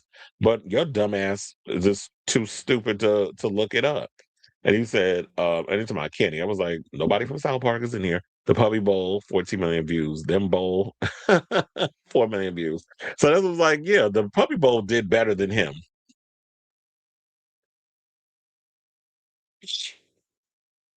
All right, so now prepare to be even more outraged because we're about to talk about this bitch. Let's talk about Megyn Kelly, the other nutmeg. So, who I heard that she went in, or speaking of which, Megyn Kelly went in on Nutmeg McCain. So, two nutmegs going at it. Over her saying that she thought the Bad Bunny performance was good. So, you already went on your little rant, which we're gonna play for y'all because I need y'all to hear from her. I can read it, but it's not the same as hearing it from this psycho clear person. Um, Trying to find the words from this Claren, and that's with 3 Ks. Um, yeah. So let's get into what was said. So, right-wing political commentator Megyn Kelly has been mocked online for her impassioned take on Bad Bunny's hit Apple Music Super Bowl halftime show. Now, she sat and spoke with Piers Morgan, who I don't particularly care for him either. I think he's another idiot. Um, she ranted because there was one panel that pissed me off that he had. One, I watched him with Kyle Kalinske, where Kyle ate all of them up on that panel. But I saw the stunts and shows that Piers was trying to pull. And then it was another one that Jason Lee did that I was like, oh, Jason was eating that girl up. And then Piers was starting his shit again. Like, he always tries to steer it in a way where the right-wing psychopaths get to really get propped up. And the people that really come in with the shit and the facts, he always tries to like throw them off a little bit and try to make them look like a fool. But if you stand your ground and you smart enough, you can ride the wave and get through all the muck. So yeah, she went on Piers Morgan on February 9th, which is 2 days ago apparently, and basically went on a whole Clarin, and that's with 3 Ks, rant about the Bad Bunny show. Now, I mean, performance, or as I like to call it, Benito Bowl. So yeah, we have that clip. I want y'all to play it. I want to play y'all the clip. And hold on. We will come back. Before that, hold on a second. I got to check.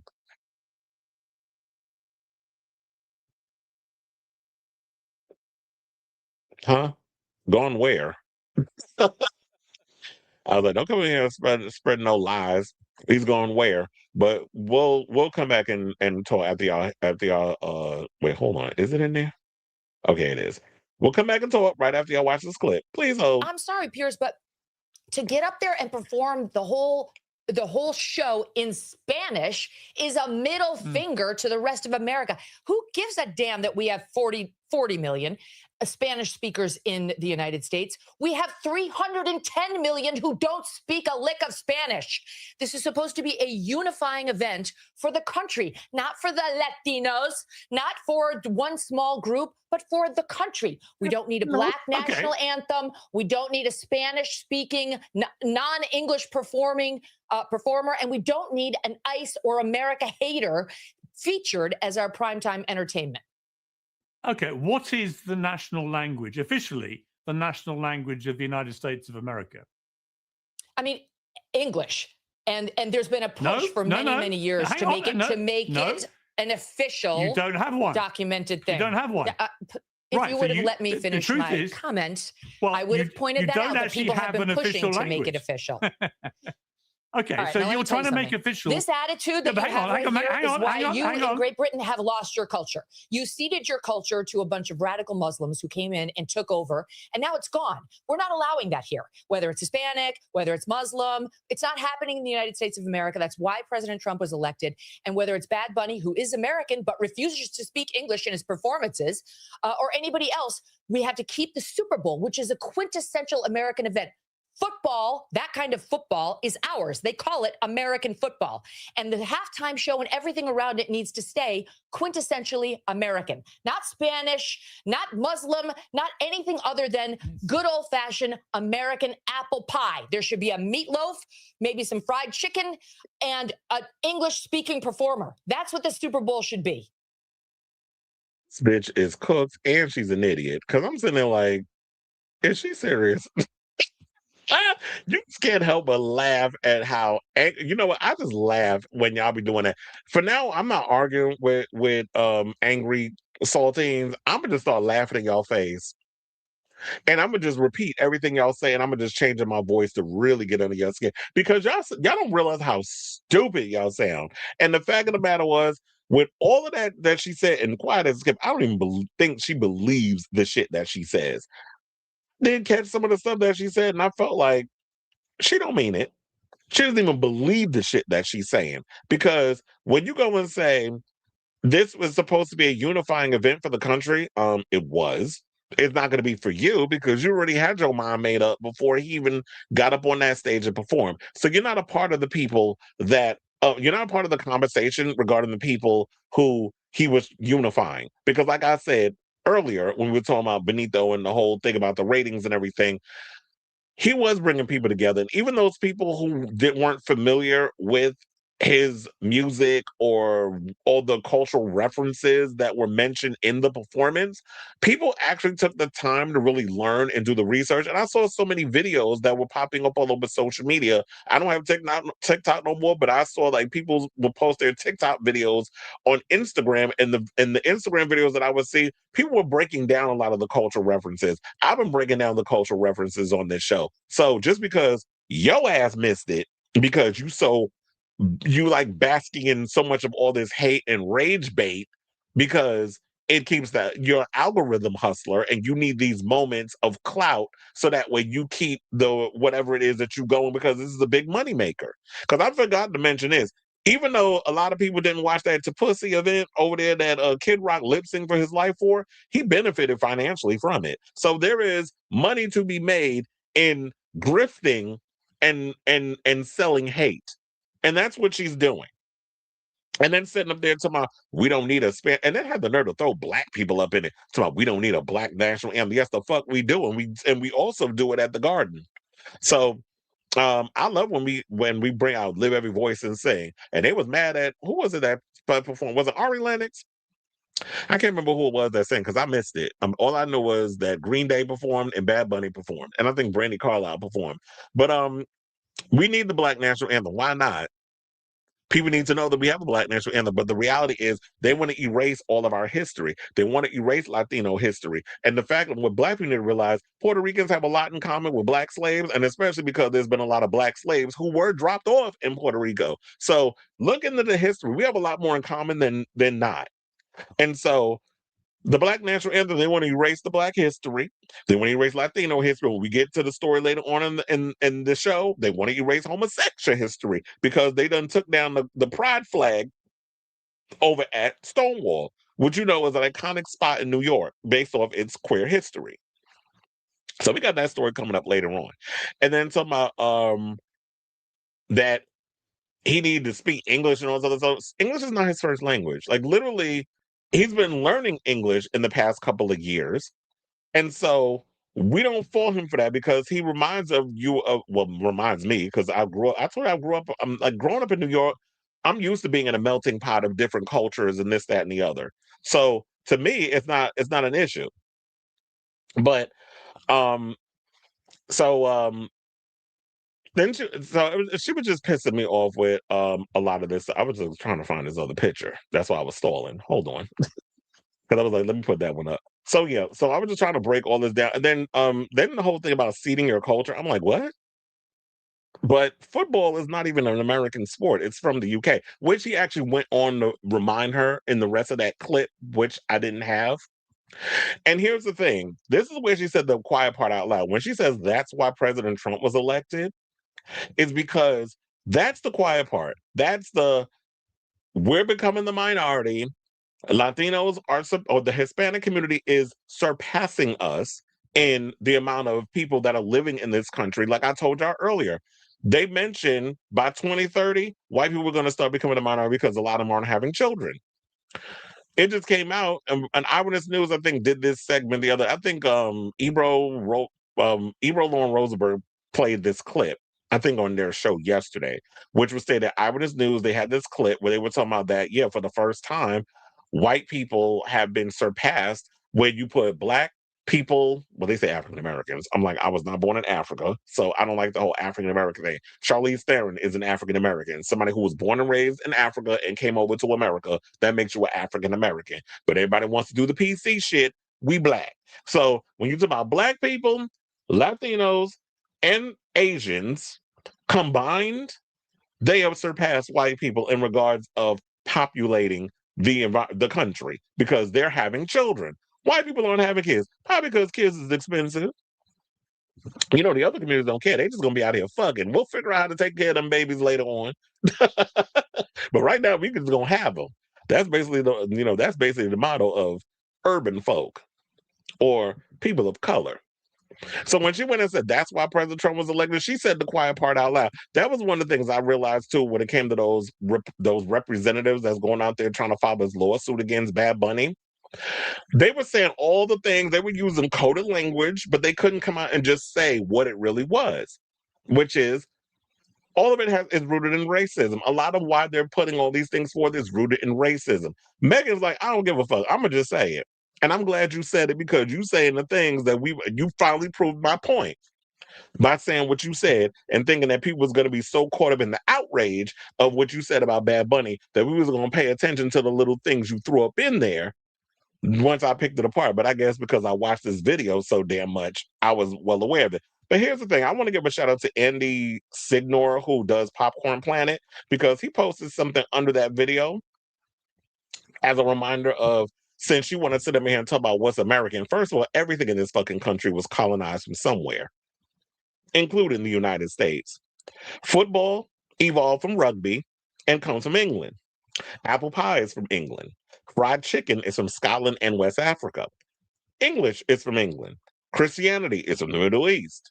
And the whole rant basically about Bad Bunny being too divisive as a turning point, Kid Rock and Trump are unifiers. Like, get the fuck out of here. This bitch is a moron. And that's what you have to do. Unfortunately, the way you get at them, you got to combat them with more education.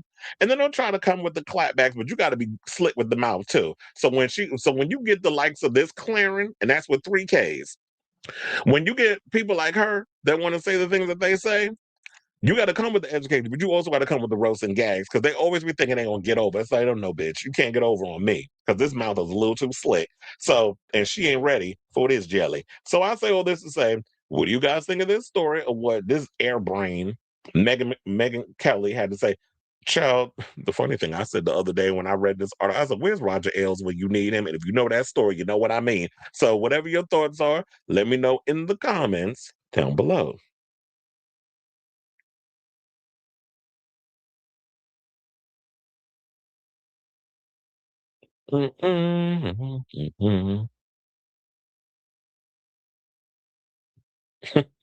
Full camera mode, absolutely going off the hinges, and had the nerve to throw black people. I said they ain't did nothing to you. Black people, Muslims, she was just trying to throw whatever at the wall to make it stick. Whoever played, wasn't it? Wait, who did play her? Was it Charlize Theron? Funny enough, and I brought her up in the conversation. Whoever played her in that movie years ago must be regretting it. It might be. Wait, let me check. So now you're gonna have me Google schmoogle. Who played Megyn? Wait, in Bombshell. Charlize Theron, like I said. That's why I was like, that's who played her. Well, she probably do regret it now. Of course she wasn't. That's what I said. It's all a grift at the end of the day. Fried chicken. No, she didn't say, yes, she did. When I said that, I was like, child, I know y'all about to be mad. I want y'all to be just as pissed as when I first watched it. No, she didn't say fried chicken. Not her bland chicken. Her chicken probably ain't even fried all the way through. She probably ate some tainted bird. And you know she ain't cooking it. Heard about it, but I am so over her. I don't care what that broad has to say. Tainted bird. You know, yeah, because you know they meat be still pink on the inside. But I heard that she had a problem with it. It's like, girl, you just mad because nobody asked your behind. Just like you ain't never gonna be able to put out an album, and you ain't never gonna be able to. Well, I guess she could tour, unless Jay-Z got control of Live Nation. Be like, don't y'all book this bitch. Let her use her own money, and see if the barbs will keep her afloat. All right, y'all. So now let's move on because I'm over all this fake outrage regarding Benito. But let's get into more mess. Let's talk about Blake Lively and Justin Baldoni. So apparently they arrived in New York today because, you know, there's this big court case surrounding the whole "it ends with us" controversy. I just hope that they wrap this thing up because I'm just like, I'm over it.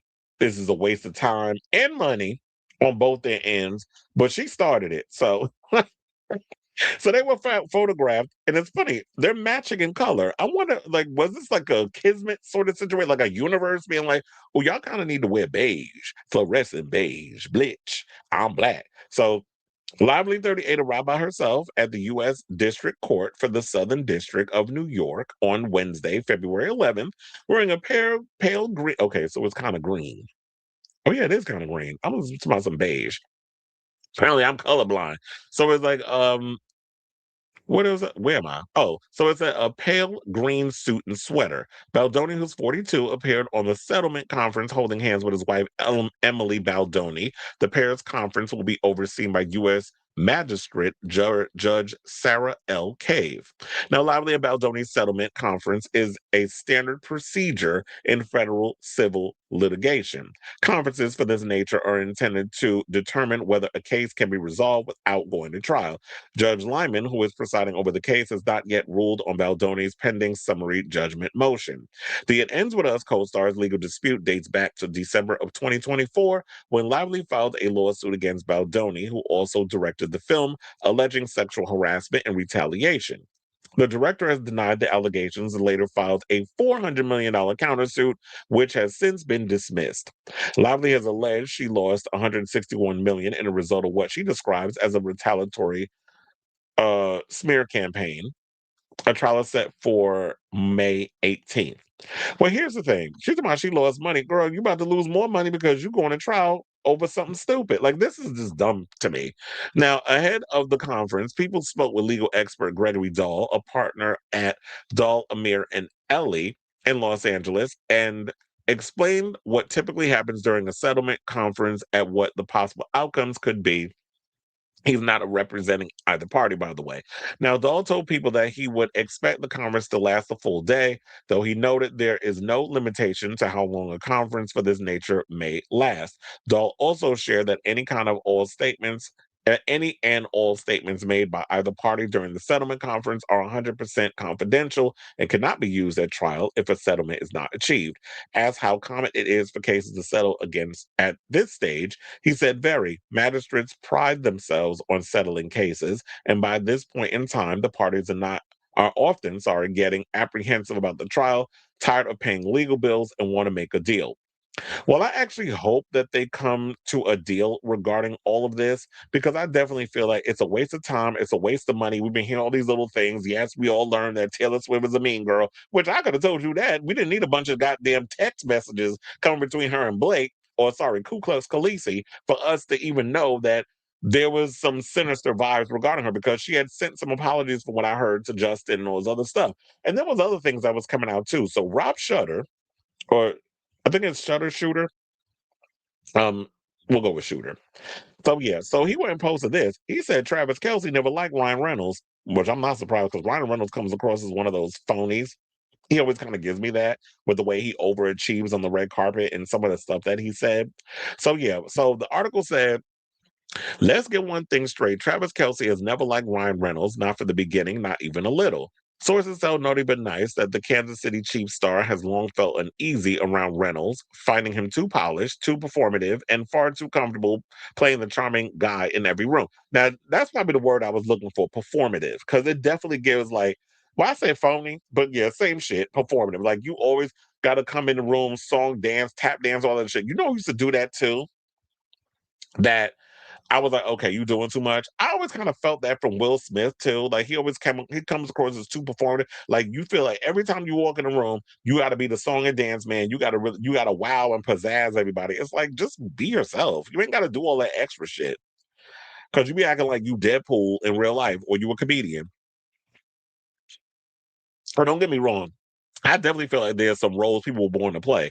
Ryan Reynolds was definitely born to play Deadpool, just like I believe Jason Momoa was born to play Lobo. So everybody has their roles. So they wanted to say Travis doesn't trust him. He thinks Ryan's always on, and that rubs him the wrong way. The discovery became impossible to ignore during double dates with Taylor Swift and Blake Lively. Insiders say Travis actively disliked the setup. He hated the double dating. He felt like it was all optics and no authenticity. Now, while Reynolds leaned into jokes and charm, Travis clocked as calculated, saying Travis is blunt and real, Ryan is curated. That contrast never worked. Well, yeah, I guess when you very Hollywood, even though he's Canadian, that's kind of like the energy that you're going to put on. Now, according to sources, Travis quietly tolerated the situation for Taylor's sake, but he never warmed to Reynolds and never let his guard down. So he kept his distance emotionally. He didn't trust him enough to relax. As time went on, Travis became more vocal privately about wanting fewer shared social moments, saying he didn't want forced hangouts or performative friendships. He wanted real people, real energy. The result, fewer double dates, more separation, and clear boundary drawing. Saying that he doesn't fake it. If he doesn't like you, he won't play along. Oh, that's kind of like how I am too. He doesn't like being around fake ass people. But then again, I'm like, what you see in Taylor? Because I don't get real from her. Now, last but certainly not least, Rob Shutter not only posted that, but he posted this one. So they basically was given like the root of Blake and Justin's relationship, and said that it got a little too friendly in situations. And that's kind of got me wondering, because remember, there was always stories that Blake liked to hunch her co-stars, because once upon a time when I believe that Blake did The Town with Ben Affleck, there was rumors floating around. I think he was with Jennifer Lopez at the time. That it might have been Jennifer Garner. It was one of them damn Jens. So around that time, he was allegedly fornicating with Blake. That's the rumor. So he said before lawyers, lawsuits, and leaked exhibits took over the headlines, insiders say Blake Lively and Justin Baldoni's relationship began on a much cozier note than anyone realized, and that early closeness is now being quietly re-examined. With Blake's private voice memo to Justin now unsealed in court, sources tell Nutty But Nice that what's raising eyebrows isn't just what she said, but how comfortable it all sounded. They weren't just co-stars, they were very friendly, some would say too friendly. Now, in the February 2023 voice memo, Blake explicitly tells Baldoni she's speaking to him as a friend more than anything, sharing deeply personal stress about postpartum exhaustion, marriage strain, and her desire to keep certain conversations private. That level of emotional openness early on blurred lines, especially in a professional power dynamic. At the time, insiders say the tone felt warm, trusting, and informal, a stark contrast to the icy silence that followed during the film's promotion. There was a comfort there that later became part of the problem, one source notes. Once things went sour, everyone started recessing what should and shouldn't have been shared. Now, sources close to the production say the relationship evolved quickly from collaborative to complicated, with shifting expectation on both sides. They were texting, voice noting, checking in, not inappropriate, but intimate. Well, would intimate kind of be inappropriate? Especially when you're kind of being more intimate with your co-star, when you have she has a husband and he has a wife. When trust breaks in that kind of setup, it gets messy fast. And I get it, like when you're acting and you're going to be performing with someone, there is a certain amount of trust that you have with that person when you're coming together and that sort of thing. So you don't want to get so caught up in a situation where you're bypassing, the thing. So I feel like there maybe in the beginning there should have been boundaries put in place when you're going to be with a co-star in a film, and I don't think the boundaries were there because there was a certain amount of trust that y'all had with each other. So it's like once those lines was blurred, I don't know where I stand on stuff. Now you sit there saying I'm being inappropriate, I'm being this, I'm being that, but the way we was coming at each other is like, well, where is the line? That's why I say in the beginning y'all need to set a line and be like, this is the line you cannot cross. You can't be a little too cozy with people, and then all of a sudden you feel like, okay, I went too far, and now we're filing lawsuits. So I'm hoping at the end of the day with all of this that they come to some sort of conclusion. They actually decide to settle this, because going to court, taking this to trial, is going to get messy. A lot of things are going to come out that you don't want coming out. And I feel like if Blake, if you want to salvage what's little or left of your career, I would settle in this point. I mean, bad enough you got a lot of you put a nasty taste in a lot of people's mouths, especially in the nasty mouth. I mean, the nasty taste in people's mouths is the court of public opinion. I ain't even talking about the courts, but mostly the consensus is a lot of people ain't really feeling you out here, sis. So if you want to salvage and kind of rehabilitate what's left of your career, what I would do is I would settle. So hopefully that's what happens. And in the meantime, what I will do is I will definitely keep you guys abreast of this story as it develops. So in the meantime, I definitely want to hear from you all. What do you guys think of this story? Whatever your thoughts are, let me know in the comments down below. All right. So let me close for this. These thingamajiggies. See what the people are saying.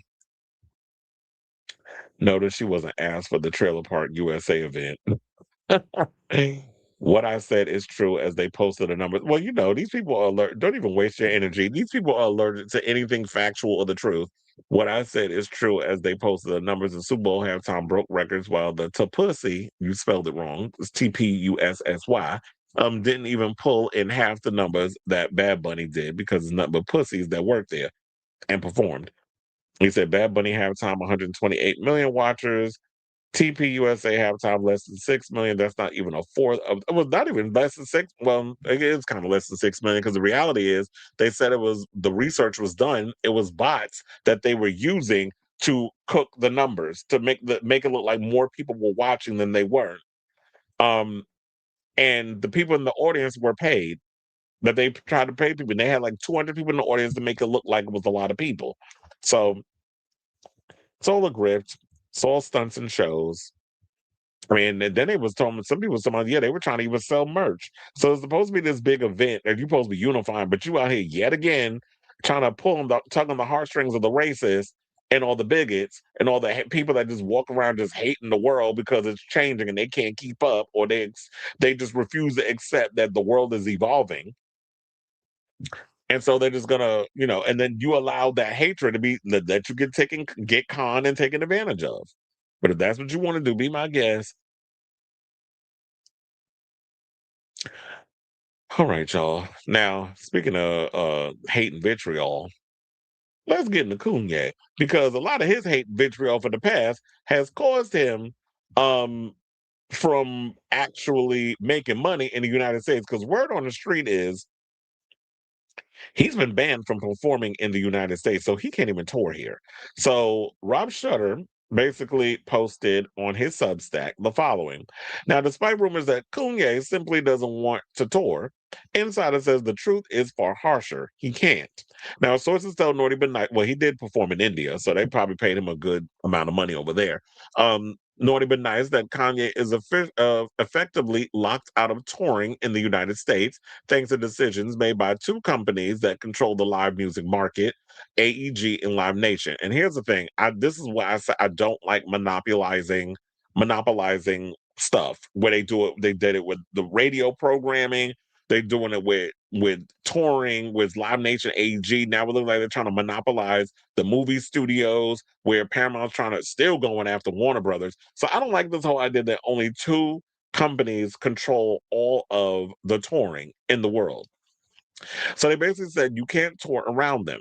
They control the venues, the promotion, the infrastructure. If both say no, that's it. And they have said no. Now, Kanye hasn't mounted a proper tour since 2016, and sources say there is currently no path back, even with the new album slated for March.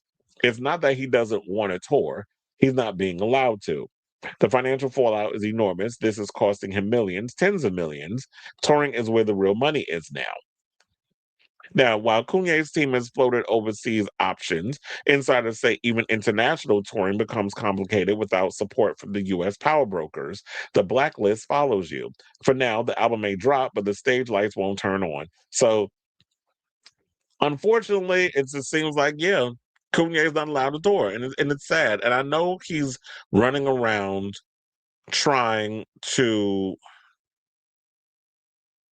rehabilitate his image. Like, he came out with that apology regarding the whole anti-Semitism, and then kind of gave like a little soft apology to black people. Even though he started out with the whole thing years ago. George Bush doesn't care about black people, then went on this whole rant and said slavery was a choice. So with all the things that he said over the years, and remember, he's apologized before over anti-Semitism, and then went back and went on a whole rant, came out with a song about Hitler, which you saw them idiots, them GOPers like Nick Fuentes and all of them going out to the club in a limo together, one big sausage factory up in their plant, like going off on that song, and then had the DJ play it at the club, where everybody was looking like, are you dumb? Like, what is wrong with y'all? Because they need attention. So I just feel like no matter how much apologizing this guy does, there's no coming back from this. I don't know how he plans on making money, because I don't know anybody who's still out here repping Kanye like they used to. I mean, once upon a time, I was a Kanye fan.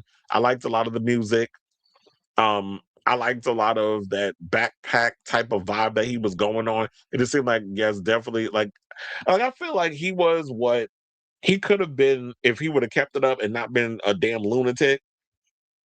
Like that nerd rap like we get from people like J. Cole or Tyler the Creator could have been in that sort of vibe, but you done fucked up. And like Jill Zarin, you done fucked up, and now you finding out because it's going to affect your wallet. and it's affecting your wallet in a way of like the music and all that stuff. So I don't know what you're going to do. You can put the music and stuff out there, and people can listen to it on whatever platform. I don't even know if Spotify is putting. Does Spotify and Apple Music even post his new music up on their website? I mean, on their streaming platforms? I don't know because I don't really listen to Kanye like that. I like his old stuff, but ever since he started going these little rants and saying all this crazy stuff about different marginalized communities, I just can't be bothered with him and the music. And in the midst of Fix a Flat, Nicki Minaj keep it up with her foolishness. She gonna be in the same house as him, where AEG and Live Nation gonna be like, bitch, figure out how you gonna make your money because we not repping you.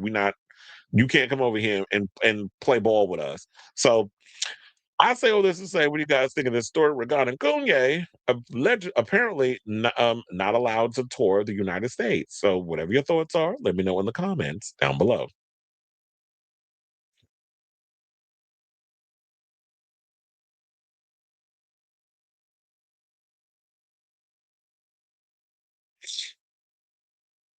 Dude so darn hard.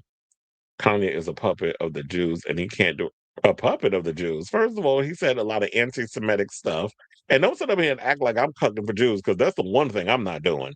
I've already called out, and there's differences of I don't lump everybody in one big sum. The people over there with Israel and the Zionism and all the other stuff. Oh, y'all already know how I feel about that. So, and there is something crazy about talking shit about people. So it ain't got nothing to do with because then a certain group of people aren't friendly to black people, so we gotta go and reciprocate the same energy. To so many hip hop heads, he already has surpassed that vibe. He definitely already cemented into one of the greats of the genre. Yeah, he definitely is one of the greats, but it's like, but look what you did to get like you just lost it. He said, I never willingly play Kanye, might let it play if it comes on the radio, depending on the song.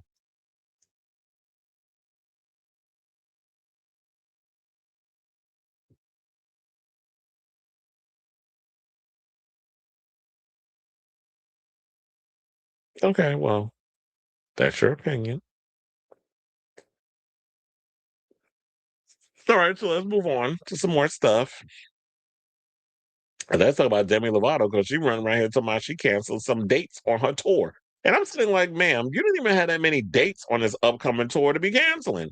So I am confusion as to why you decided all of a sudden to just cancel a couple of dates on the tour. So let's get into it because I thought she canceled the whole damn thing. But then upon reading, it's only 5 dates.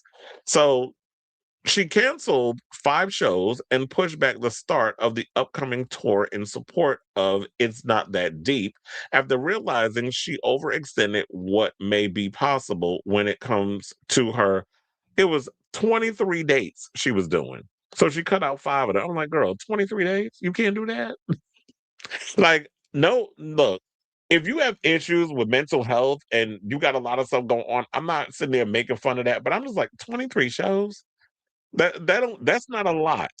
I could understand if you did like 160 shows. Then I'm like, okay, now you're doing too much. And that might be a lot on your psyche. Or just spread them out and pace yourself. But then again, we got to realize that Demi's got a lot of issues going on. So she's just not your average person that could just, put your big girl panties on, get some thick skin, and just, you know, truck on through the trenches. So they said it will now kick off in Orlando on April 13th. Previously planned stops in Nashville, Atlanta, Las Vegas, Denver, and Charlotte, North Carolina have been canceled. Saying, "My Lovotics, I am so excited to get back on stage this year and visit you in as many cities as I can."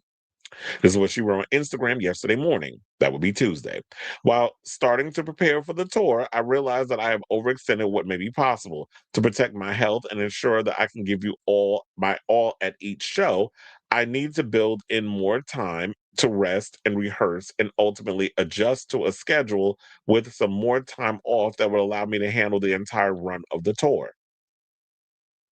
Well, I would have been like, why don't you just move those dates down later? If you can't, if it's a lot, Why don't you just shuffle it? Why don't you just move Nashville, Atlanta, Las Vegas, Denver, and Charlotte down to a later date? You don't have to start off with all of them. Or is it that those dates just weren't selling? Is that what it is? Because I'm starting to think that maybe those tickets wasn't selling, and that's why you removed those dates. So now, addressing fans in the city that have been removed from the tour, she said, I am so sad to say I will no longer be able to see you on this tour, and I am so sorry to those who plan to be there. Those who purchased tickets through Ticketmaster and AXS will be issued refunds automatically, while those who bought tickets on a third-party reseller website like StubHub, SeatGeek, and Vivid Seats will need to contact the vendor to request a refund. Now, Lovato announced the It's Not That Deep tour back in October to accompany her ninth studio album, which she described as a return to her electronic pop roots. Accompanying her on the road would be Adele, who Lovato called an absolute star that is going to blow your mind. So yeah, it starts off at Orlando, Florida. So April 13th, she has a date. Then it goes to April 16th at Washington, D.C. It's almost like every other day or every 2 days. So she spread it out. Philly, she's in April 18th, April 20th, Toronto, April 22nd, Boston, April 24th, New York at Madison Square Garden, April 27th, Columbus, Ohio, April 29th, Detroit, Michigan, May 1st, Chicago, May 2nd, Minneapolis, and then she closes out Houston, Texas. So she's doing 3 parts of Texas. She's doing Dallas, Texas on May 22nd, May 24th, she's doing Austin, and then she closes out Houston on the 25th of May. So she don't got that many dates. Let me see how many dates she got left.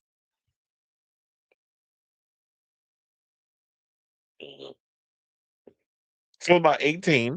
She got 18 dates on the tour now. I'm like, you gonna be able to make enough money doing those? But I guess I was like 18 dates, that's enough. But like I said, I'm wondering if maybe the reason why she ain't doing those dates is because she didn't they didn't sell. The tickets didn't sell. I need y'all to do some sleuthing so we can find out if that's the case.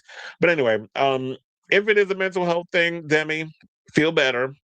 Figure out, like, I guess, figure out, because I know, look, performing on stage and doing all that stuff, it is a lot. It's a lot on your body. It's a lot that you have to deal with. So, it takes its toll. So I totally get it. But I'm just like, but still at the same time, I'm just like, it's not that many dates. Just like you said, it's not that deep. It's not that many dates. So I say all this to say, what do you guys believe in regards to what was the reason why she canceled this 5 dates of the tour? Whatever your thoughts are, let me know in the comments down below.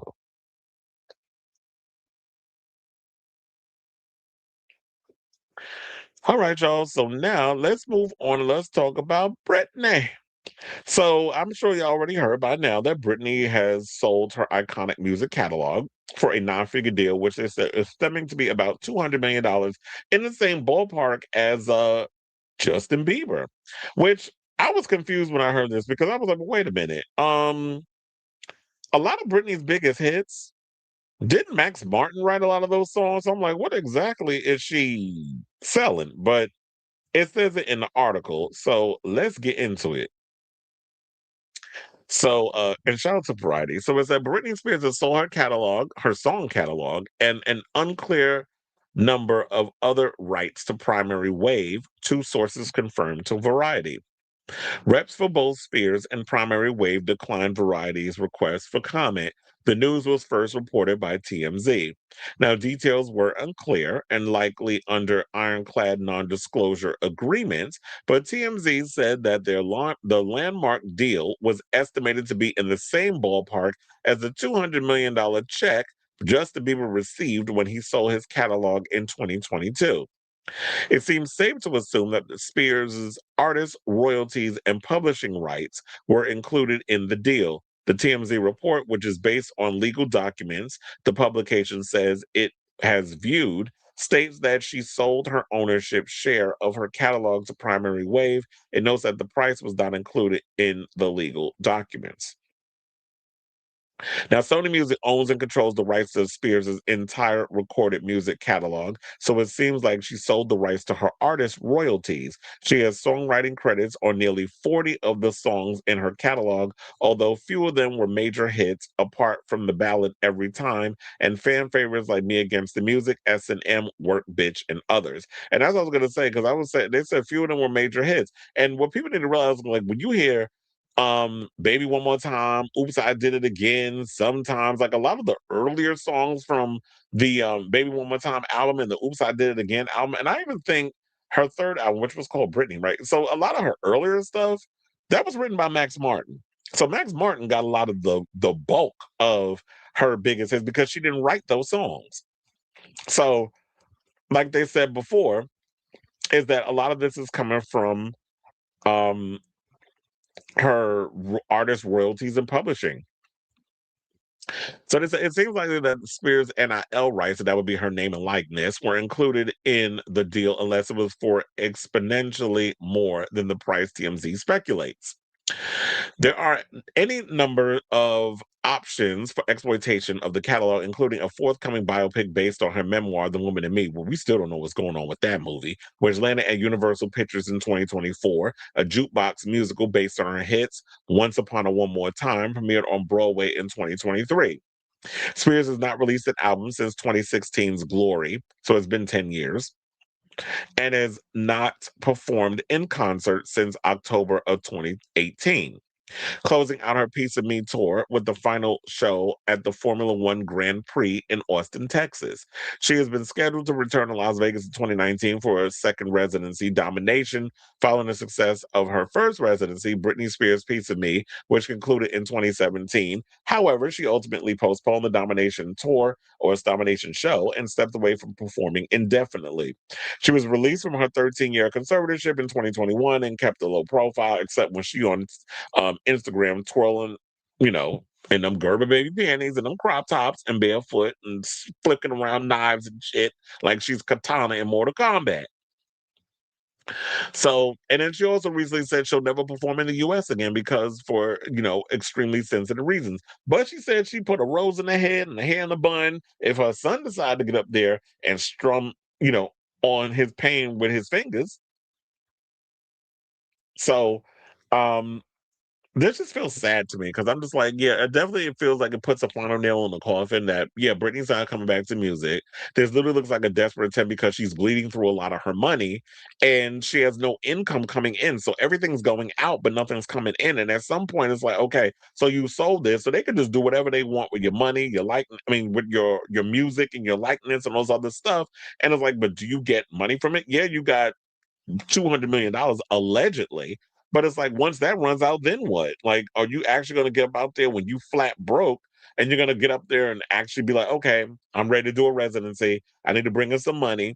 And you got to start doing your stretches and get back in the groove of dancing again. So how you going to make money? Because you're not out here working. It's not like you're not Rihanna, where it's like Rihanna don't need to rely on the music and all the other stuff. She's got Fenty Beauty. She's got all the other things that she has going on. So she has stuff coming in. She doesn't have to do music. You're not doing anything. So that's kind of got me wondering. And it's just sad because I understand Britney's been through so much and she's been taken advantage of, and that conservatorship really screwed her up.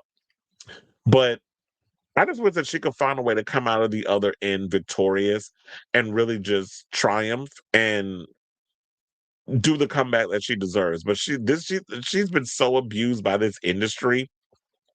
And I just think she doesn't want anything to do with it, because you can't sit and tell me, like, the way the media treated her and the way that she was treated in this business, especially when you had a lot of the adults in the background who propped up Britney to be like this sex pot at a very young age with the schoolgirl outfits in the Baby One More Time video, and how y'all was sexualizing her at such a young age where you had these nasty ass old perverts oogling and drooling over her. Then you got people out here like Kid Rock making derogatory comments about the Olsen twins when they were like tweens or whatever, making sexual comments about them and talking about how he like them underage and all this other mess, which we overlooked back in the day because we wasn't paying attention to none of that. We was all young. And I didn't see anything problematic about what Britney was doing, but about how the industry was treating her and the way they had her dressed and made her breasts look bigger than they actually were. Like, it's funny how I look back on this and I remember all of this, but then when you look back on it, you realize, yeah, a lot of that, the way y'all was trying to prop her up and dressing her and having her out here as a pop act, which is why y'all called her manufactured. But this is just her going along with how they wanted her to look in certain ways. A lot of it was problematic on the adults' part, and y'all should have known better. So, good luck to you, Britney. Hope the salvation of your music catalog was worth it. So, I say all this to say, what do you guys think of this story regarding the latest on Britney selling her iconic music catalog for a 9-figure deal? They won't disclose how much of it is, but people think it's in the ballpark of what Justin Bieber accumulated from his other thing. And I do wonder this, speaking of Justin Bieber, his catalog, him selling that catalog, he still gets to keep the rights to swag, because this was all before he came out with swag. I'm wondering if swag has anything to do with any of the monetary situations, or is that like anything that comes from that, this album, the new album, he benefits from that. That's not a part of the old whoever he sold his stuff to. So whatever your thoughts are, let me know in the comments down below.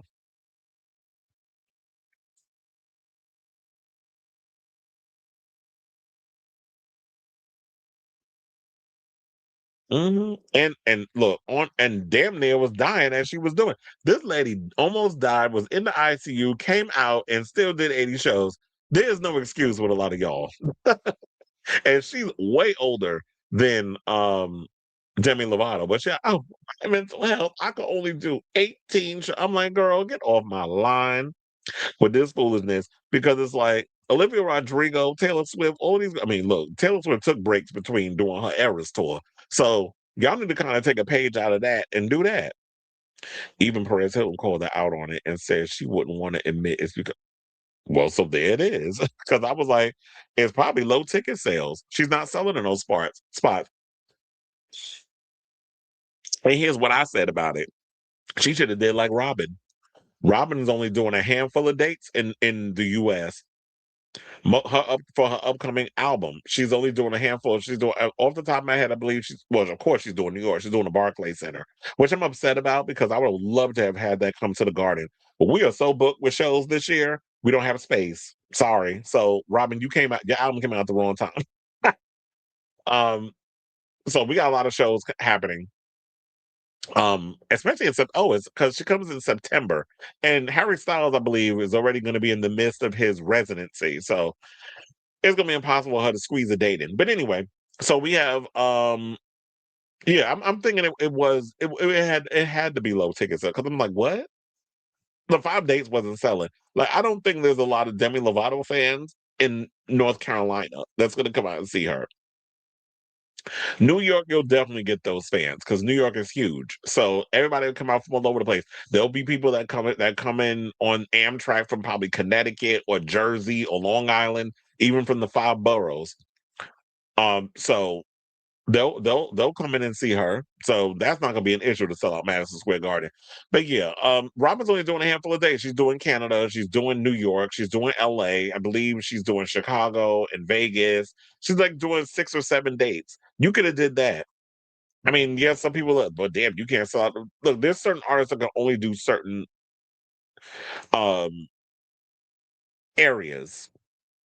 If you do more of the red state conservative areas, they're not going to put up with someone who is kind of like the type of music that they do, or that they have like a large queer fan base, or whatever the case is. So they got to go to a lot of the blue state areas, or maybe you could toe the line in those certain ones. So, and that's what she's giving. So yeah, I'm thinking like it had to be low sales. 23 shows is typical for indie bands, really, girl. And all she's going to do is stand there with the mic in her hand and let the dancers do all the work. Yeah, that's why I said, you know what I'm starting to think? Look, I'm having my Tyra moment. I be rooting for her. For you. Like, I be rooting for this broad, and every time you just disappoint.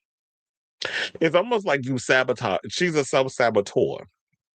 Speaking of which, when is that Tyra thing coming out? Is it this week?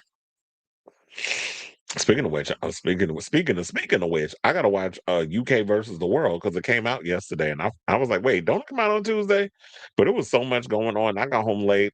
I was not in the mood to just watch TV or whatever. I would have fell right asleep as soon as I put it on. Because the Knicks went to overtime, and that game was a mess.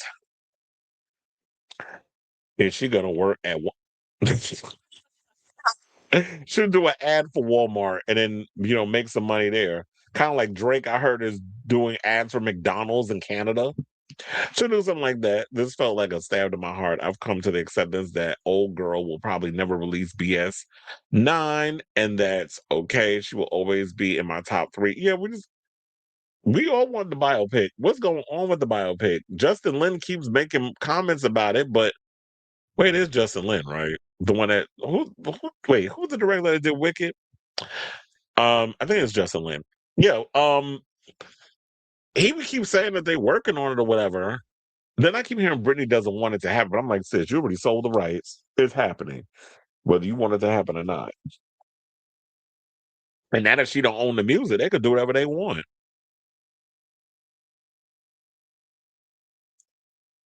All right, y'all. So now, okay. So we could just do this one real quick. Let's give a huge congratulations, I guess, to Alyssa Farah Griffin over at The View because Miss Mamas went into labor. Now, funny enough, this week, I believe Friday was supposed to be her last day before she went on maternity leave. But Miss Thing went into labor yesterday, which is why she wasn't on the show. And they had Anna Navarro fill in.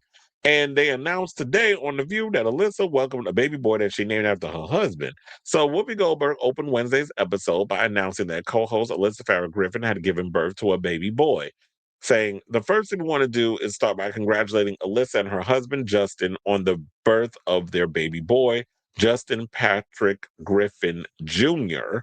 He weighed in at 7 pounds and is 19 and a half inches. The baby's height and weight took the audience and co-host Joy Behar by surprise. Yeah, Goldberg agreed. Both mom and baby are doing well. I'm sure they're tired, but they're doing well. And Joy Behar is always surprised because she don't pay attention to what I don't even think she even know where she is anymore. Now, Behar is in response asked why The View didn't have any confetti on hand to celebrate the happy news. In response, Sarah Haynes quit, "We didn't push babies out. She did." Okay, that's funny. But I'm like, oh no, not you throwing that little shade at your bestie. But here's the thing. This ain't when Rosie O'Donnell was back in the show. Because remember, when Rosie O'Donnell was on The View, she had to, because she did that around the time when Britney and K-Fed were divorcing. Remember that video? You could look it up on social media. And then she set off the confetti. That was something that she took from the Rosie O'Donnell show and brought over there to The View. And that would have been cool to have that, but Sarah, you were shady for that, but that's funny. And they said, we were here for it, though, Behar contended, to which Goldberg replied, well, confetti her when she comes back. We'll just throw it because, once it goes into your hair, it's there for years. Now, Goldberg announced during Tuesday's episode that Griffin would not be joining her co-host at the Hot Topics table because she had gone into labor, saying, I don't know if you saw the show yesterday, but it turned out Alyssa was right about Bad Bunny's halftime show putting her into labor. Oh, yeah, she did make a joke about that. And then all of a sudden she goes into labor. And then it's like, it put her into labor. She's at the hospital right now, and we are wishing her the best as she waits for her baby boy to arrive. Behar also joked on the episode that Griffin and her husband, whom she married in 2021, should name she's so stupid, should name their child Bunny in honor of the Grammy-winning Puerto Rican superstar. I was like, maybe we should call him Bunny as a nickname. Now, I have a cousin named Bunny. This is a girl.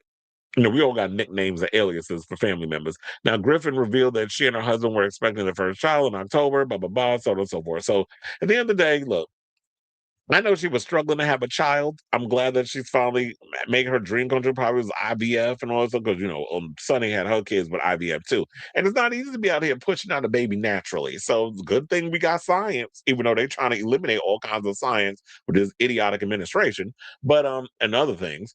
But congratulations to her. Glad that she had her baby. And yeah, I don't agree with what she says politically, but kudos to her over there. And look, another bundle of joy added to the family over at The View. So I say all this to say, what do you guys think of this story about this news that Whoopi, Alyssa Farah Griffin gave birth to a baby boy that she named after her husband, Justin. So just don't be like Justin Timberlake, that douche. So whatever your thoughts are, let me know in the comments down below.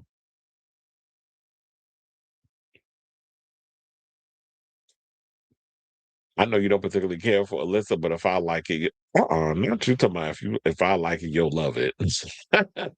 Joy Behar is always surprised because she don't pay attention. Yeah, she don't. And that's why I said, I'm like, I don't even think she even knows what she is anymore. But I've been noticing, I'm like, ma'am, are you not paying attention when they be talking? Because she'll say something and I'm like, they literally just said that like a second ago.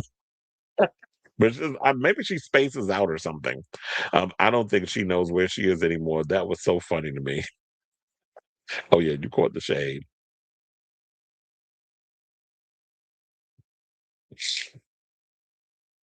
All right. Okay, y'all. So let's get some more mess. Let's talk about Orville Peck. So him and Chaperone are the latest celebrities to drop their agency because they were part of the Wasserman agency because CEO Casey Wasserman apparently appears in the Epstein files. So once that news came out, and this is why I tell you that one thing about Jeffrey Epstein was cozying up to a lot of very powerful people, whether they were in Hollywood, so agents, publicists, people who were producers. He also was very cozy with the CIA, MI6. He was cozy with a lot of really powerful politicians. And now with the Epstein files, a lot of the European politicians, their feet are being held to the fire. A lot of them are being held accountable for some of the stuff that they've been, that have been coming out of the Epstein files. But in America, oh no, everybody's getting away with it for now because of who's in power. But overseas, these leaders and things of that people of that nature are being are they're losing their status. They even was going after Prince Andrew. We all knew he was a mess, but when all that stuff was coming out about him, he's definitely swimming upstream without a paddle. So Libido Plus musicians, including Chappella Rwanda and Orville Peck, are cutting ties with the Wasserman Music Talent Agency after its founder, Casey Wasserman's emails with convicted trafficker Ghislaine Maxwell, who just recently did a deposition and kept pleading the fifth, and basically put it out there that she'll basically say Trump didn't have nothing to do with whatever, even though we all saw his name appears more times in his name appears. I'm probably gonna go to hell for this. His name appears more times in the Epstein files than Jesus' name in the damn Bible. So when you got something like that, people don't want to hear it. And now this broad is out here talking about that if they get her out of jail, she'll go and say, "Oh, Trump didn't have nothing. Trump's on the Epstein files. He ain't had nothing to do with what's going on." I'm like, "Oh, so we openly just saying this mess when you're already in a minimum security prison with a damn dog and could do whatever the hell you want." But now she want more. Now she want to be out of prison, and that's why I said this is why she is where she is. She's being protected because as long as them lips stay quiet, because if they kill her too, then it's gonna be. Or if she ends up dead too, because they already did the little shenanigan with Epstein. If they do the same thing to her, then people will be like, "Wait a minute, now how did Epstein die in jail? Now she died. Something in the milk ain't clean." So they can't do the same. They can't replicate the same stunt more than once. Because then the people will catch on. Even the most dumbest person will catch on. So South African country musician Orville Peck announced in a post on his Instagram on Tuesday, that'll be February 10th, that he is no longer represented by the Wasserman Talent Agency. He wrote, "In light of recent findings regarding Casey Wasserman, I have made the decision to no longer be represented by the Wasserman Talent Agency. My heartfelt thanks goes out to my personal team, some of whom I have respected, trusted, and worked with for close to a decade. I leave with a huge amount of compassion for the rest of the agents and staff at the agency who are being left with a situation that impacts all of our work and livelihoods." His announcement comes on the heels of Chaperone's announcement, because she's the one that went about it first, on February 9th, that she had parted ways with the Wasserman Agency over founder and CEO Casey Wasserman's appearance in files related to Jeffrey Epstein released by the U.S. Department of Justice. Wasserman has faced criticism for flirtatious email exchanges with convicted sex trafficker and former romantic partner of Epstein, Ghislaine Maxwell, more than 20 years ago. Wasserman has denied having personal or business relationships with Epstein.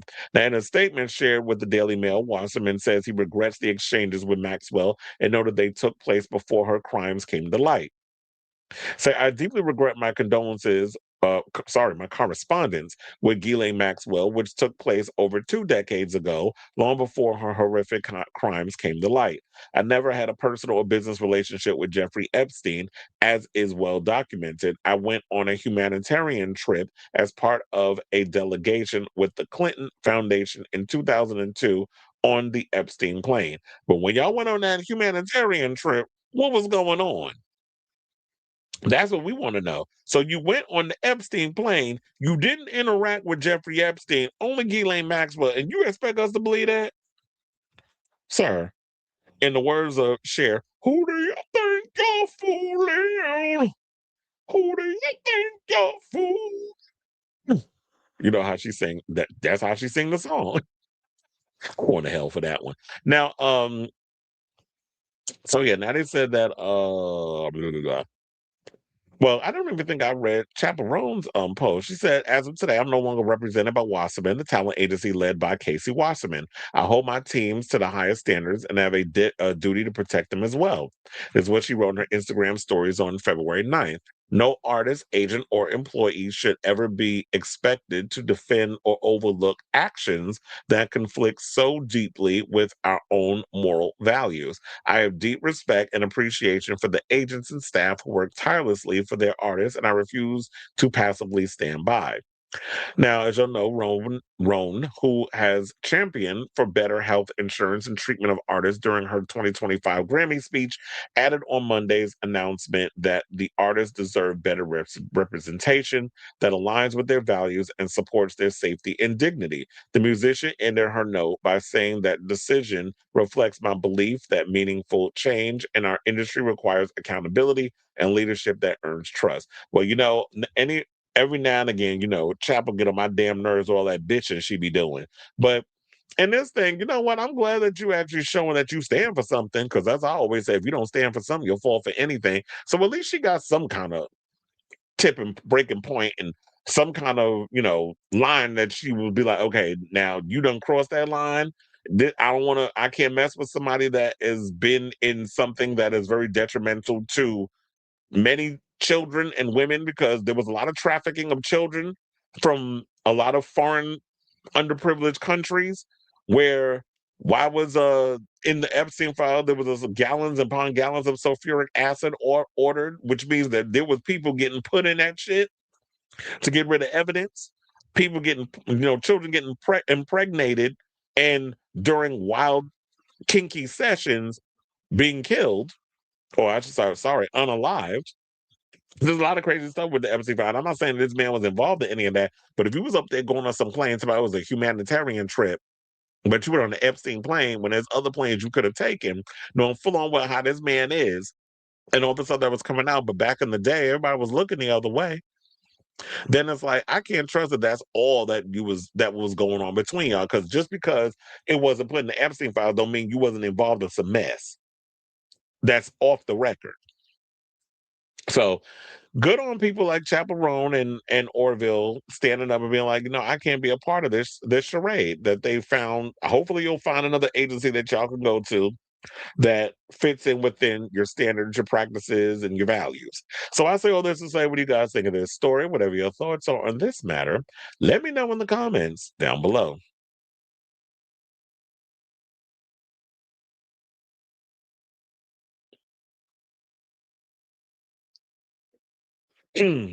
Just don't be like Justin Timberlake. I don't know how you ended up here. You just did. Well, welcome to the show.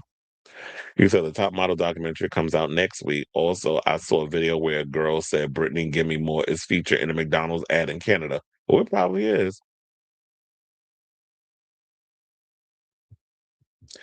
Oh, yeah, he is in there.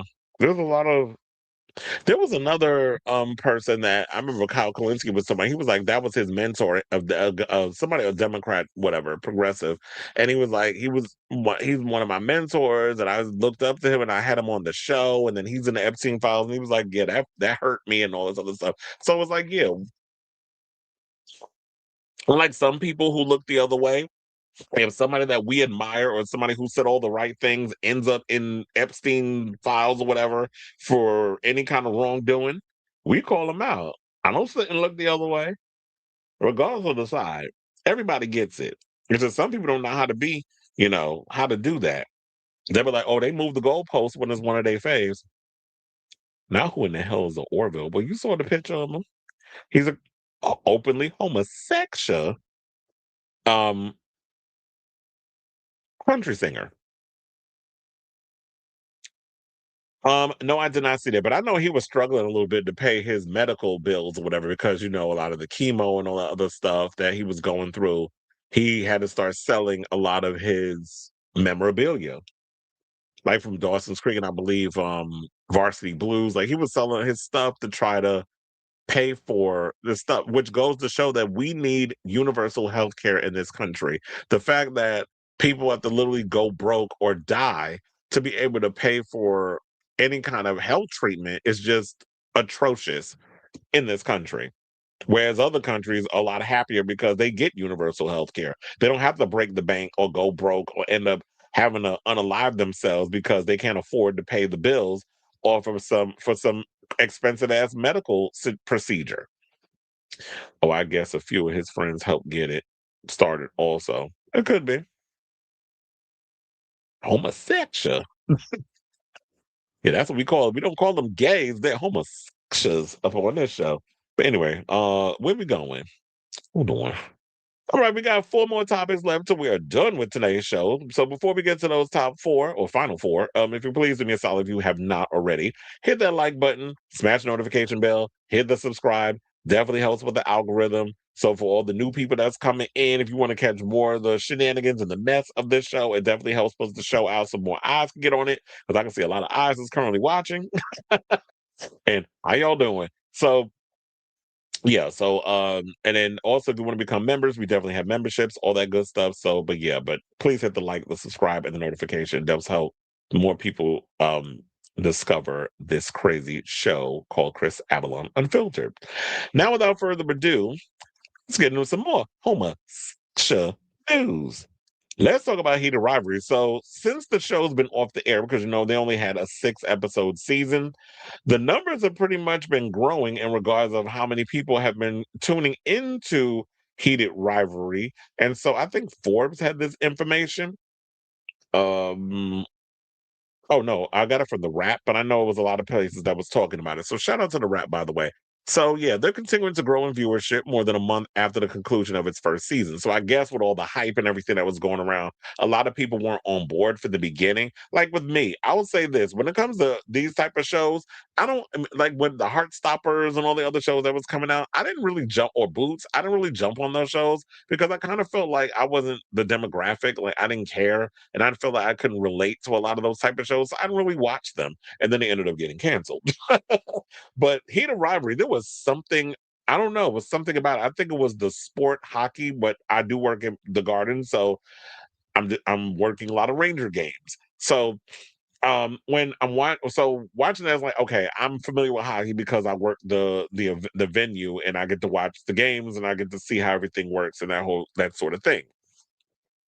So there was a relatability there. Then it was the gay angle. And I was like, oh, we got something with sports and closet homosexuals and all this other stuff. This will be interesting. And then I started hearing before the show blew up, all the sex that was on the show. I was like, oh, they hunching too? Unapologetically? Oh, let me give this show a gander. And the minute I watched it, I was like, okay, this show was good. And so I'm glad I got to slide up in there and watch the show before it became this big phenomenon like Beatlemania or something like that, or how these kids be going crazy for these K-pop performers. So since then, now that the show was over, and there's been so much hype because you seeing these kids everywhere. Connor Story and Hudson Williams are everywhere. They're doing the torch lighting at the Olympics, and they're walking in Fashion Week and sitting front row at Fashion Week, and they're just everywhere right now. So they're like rock stars, even though they're actors. So since then, with all the hype, I guess it's got more people to tune into the show. And so they said that, yeah, that the show over on HBO Max, it's surpassing 10.6 million viewers in the US to date. In a rare streaming viewership update for HBO Max, the streamers shared that Heat of Rivalry has maintained its spot as the most watched scripted acquired series in HBO Max history, thanks to continued buzz generating residual viewers 2 months after the rollout. Well, its rollout. Now, HBO Max touted that viewership of the series saw a consistent week-over-week growth throughout its debut run, with the finale delivering more than 4 times the audience of the premiere week. But even more impressive is that viewership has more than doubled since the finale, which debuted on December 26th. So now, while Heat of Rivalry has undeniably dominated the cultural conversation over the course of the past 2 months, the series has also has yet to show up in Nielsen's top 10 streaming list as of the week of January 5th. Since Heat of Rivalry is an acquired show from Crave, the series is competing against streaming juggernauts like Bluey, not a children's show, Bluey, Grey's Anatomy, Bob's Burgers, and Law and Order, among others. Heat of Rivalry premiered its first episode on November 28th and rolled out its 6th episode season through December 26th. By December 12th, Crave renewed Heat of Rivalry for a second season, which will stream on HBO Max in the US and additional markets. I think if I'm not mistaken, also, I did hear that the UK also just acquired Heat of Rivalry.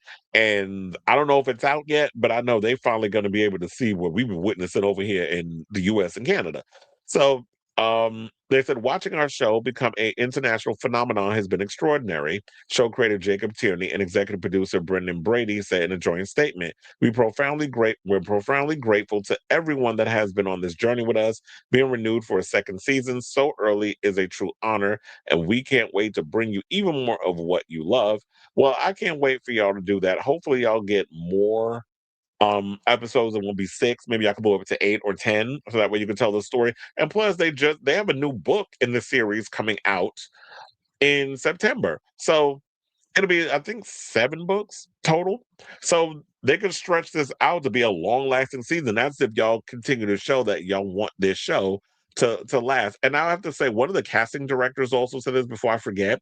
She was like that what she hopes with this show is that y'all will continue to go out and hire complete unknowns, because nobody knew who Connor Story and Hudson Williams was before they became famous. And I think that's what you go for. She was like, I want people to go and continue to search for unknown actors to put into these type of shows, and don't do this thing that I've heard actors complain about, which is y'all want to hire social media influencers and people who are popular on Instagram or whatever the case is as stunt casting to get people's eyes on your show. And what people need to realize is, just because you could accumulate a lot of eyes on as being an influencer or whatever the case is, doesn't mean you could translate that into a TV show or movie, unless you're Markiplier, where you came out with Iron Lung and your audience alone, because you got millions of followers, you brought them to the movies and your movie became a hit, which is like $30 million that movies gross over $3 million budgeted movie.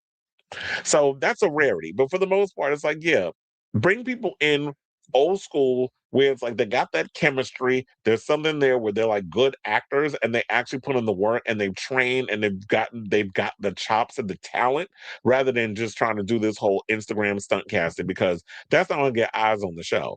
And also, what I'm hoping is that we get more shows like Heat of Rivalry, in the sense of real queer-centered stories where people are unapologetically themselves or dealing with type of internal struggle, and then also a lot of sex. Because if y'all sit in here trying to shy away from the fact that the sexual and the homosexual, we need to cut that out. I don't know who told y'all that, but if y'all don't want to watch same-sex couples hunching, then don't watch. But we shouldn't have to suppress a part of ourselves because certain groups of people are uncomfortable. And from so far, it seemed like a lot of people are quite comfortable watching this show. Even some of the people you wouldn't think were watching, would watch Heat of Rivalry were watching. So Shout out to y'all. Continued success, and I'm looking forward to season 2 whenever y'all get around to shooting and airing that. So I say all this to say, what do you guys think of this story? Whatever your thoughts are regarding heated rivalry, let me know in the comments down below.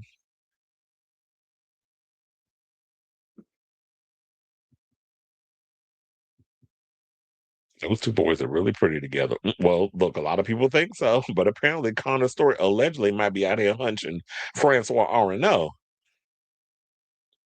which got the fans all upset. Like, no, we like y'all together. And I'm like, but yeah, they got good connection in the show, but maybe the connection's not there in the bedroom in real life. The goal for the band to be GoFundMe is $350K.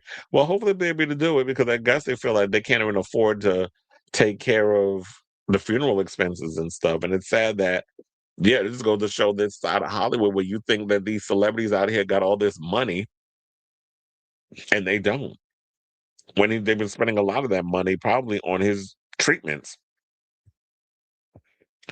It's still growing. I guess I better start watching. But you never seen it?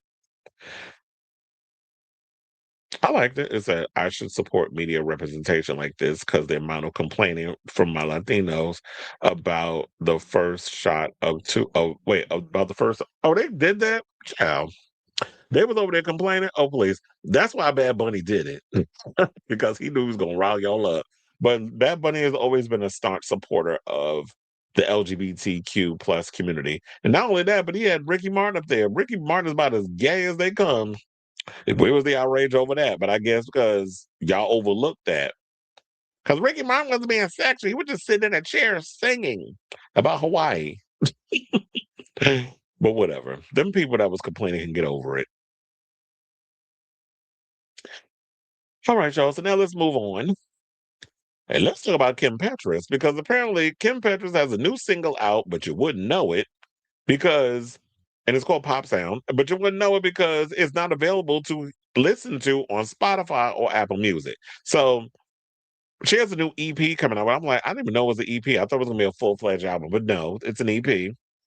And the EP is called Detour, with the pop starlet confirming in a recent video that she will be dropping a song a week for the next 4 weeks for free.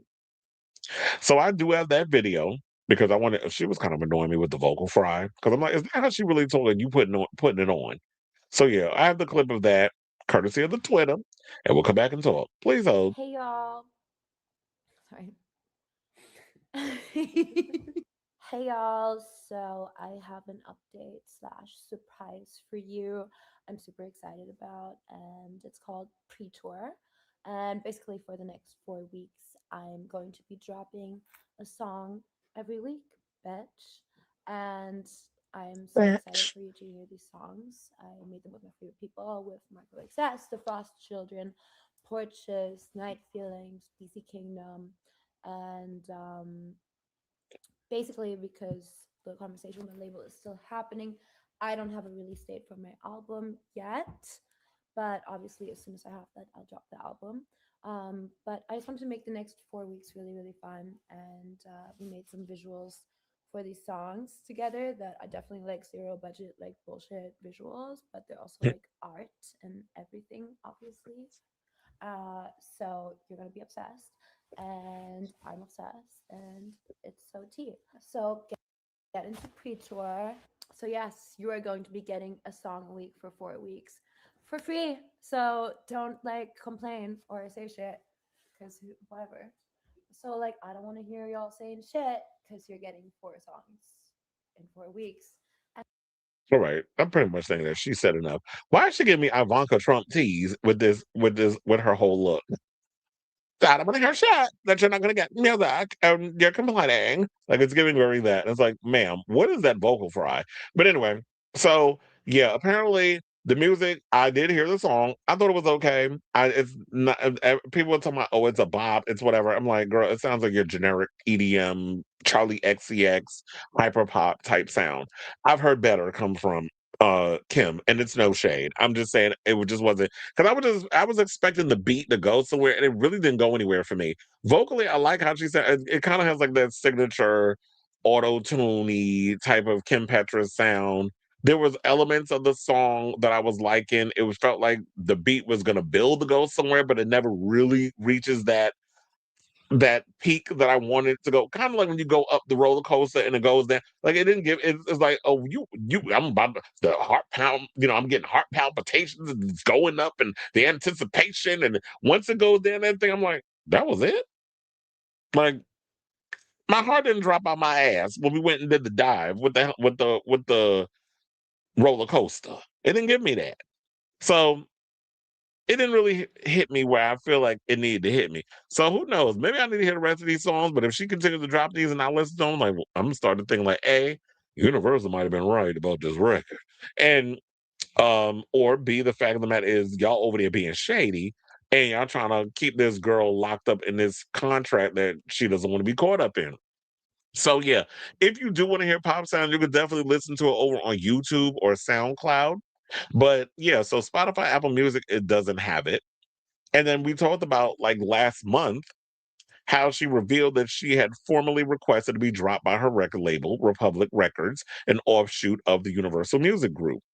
She explained that she was tired of having no control over her own life and career and wished to be, to self-fund her own music.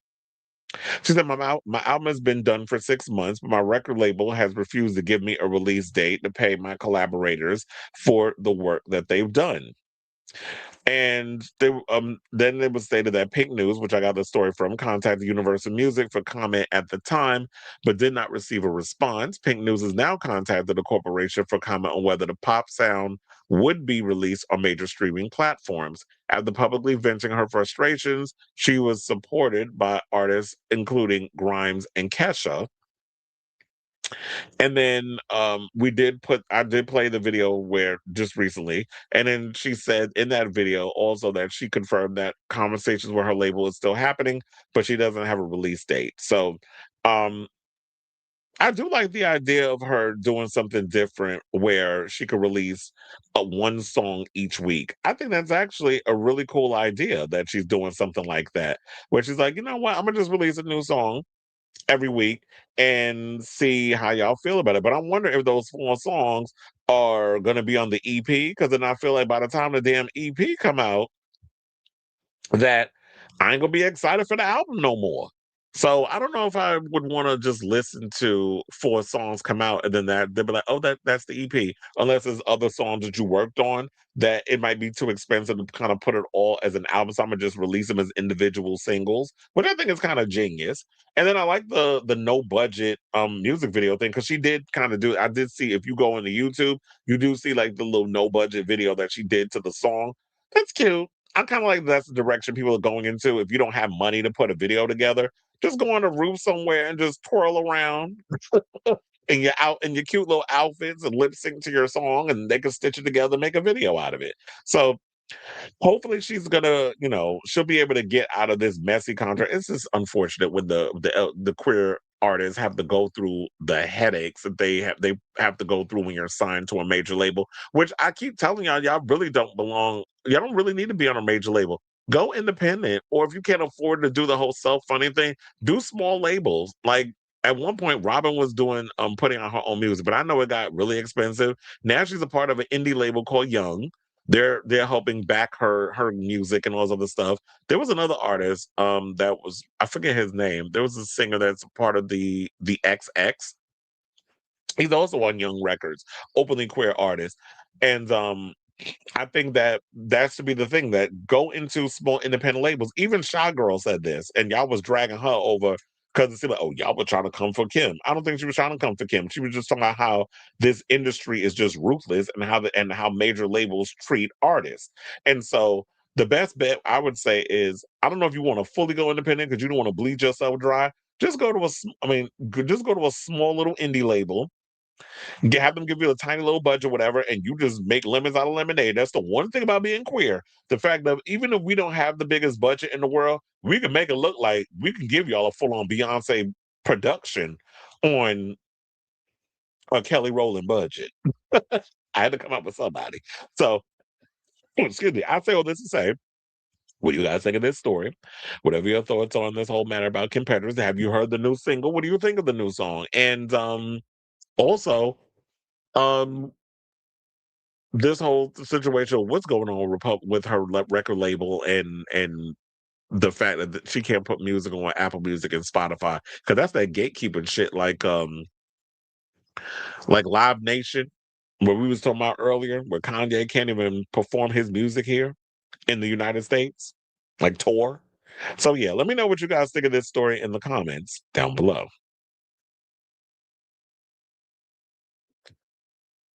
All right, so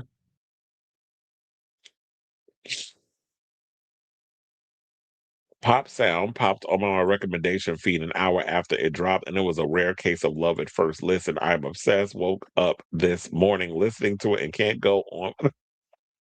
He said, I saw someone on Reddit compare it to 2008, 2010 Rihanna, which I didn't think of. It reminds me so much of something Charlie would have dropped 6 or 7 years ago.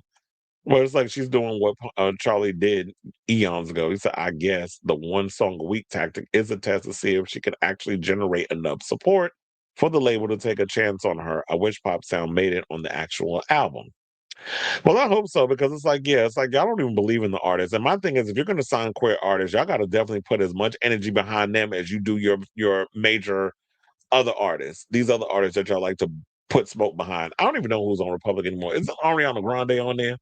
So I'm like, if you're going to put as much energy behind Ariana Grande, you got to do that with Kim. I wonder how that last tour of hers did. I think she should have did small venues. I don't think she should have did big venues, because I did hear that she struggled to sell tickets on that tour. What was it? The Feed the Beast era? She did a tour during that era. But anyway, let's get back into the show. And let's talk about T.S. Madison. So I don't know if y'all heard, but T.S. Madison filed a lawsuit against this person that goes by the name of Dio Whisperer. And Dio Whisperer, based on the ways I've been following this person, I've heard little things about him here and there. But yeah, he's been hella problematic. And the people, of course, there were people out there that was on Dio Whisperer's side, because they was like, oh, she filed this lawsuit because he been putting her business out there. And also, I'm like, the people who gonna hate on Maddie are just gonna hate because she's a Black trans woman, and y'all got a lot of that transphobic stuff that y'all put up in there regardless. So people are always gonna come out and say the things that they're saying. And it was weird that I'm sitting there reading gay magazine comments on Facebook, because it's not on their Instagram page. Like, most of the people over there got some sense, but I'm reading the Facebook page. I'm like, y'all up in here saying all this crazy stuff on a site that is about queer entertainment and media. And y'all be really up in there just saying all kinds of crazy. So it just be crazy to me how they just be up in here saying this foolishness.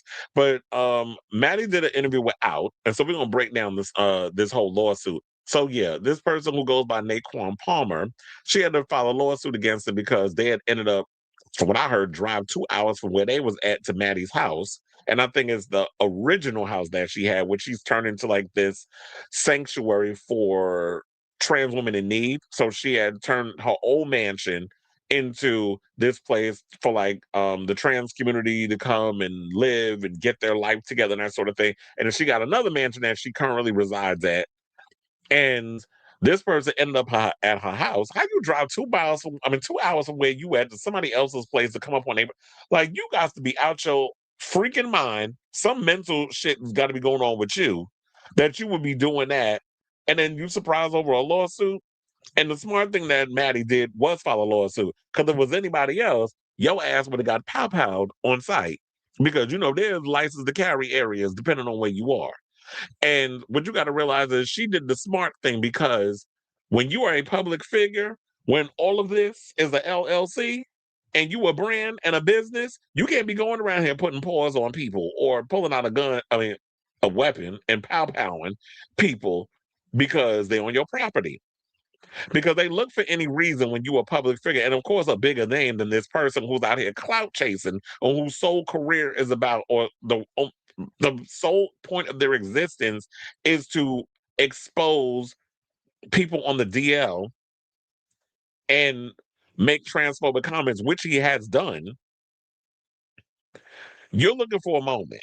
And I think a lot of times when these people get so seduced by social media and only thing they care about is algorithm hustling, they get so seduced and brainwashed, and they get so caught up in the endorphins of that that y'all don't be thinking about the consequences to your actions because you feeding that internet beast and those people out there who salivate at the mouth at this foolishness because it gets their endorphins going, or those people who you're satisfying their hate for other members of the community. So this boy already comes from a place, in my opinion, of just self-hatred.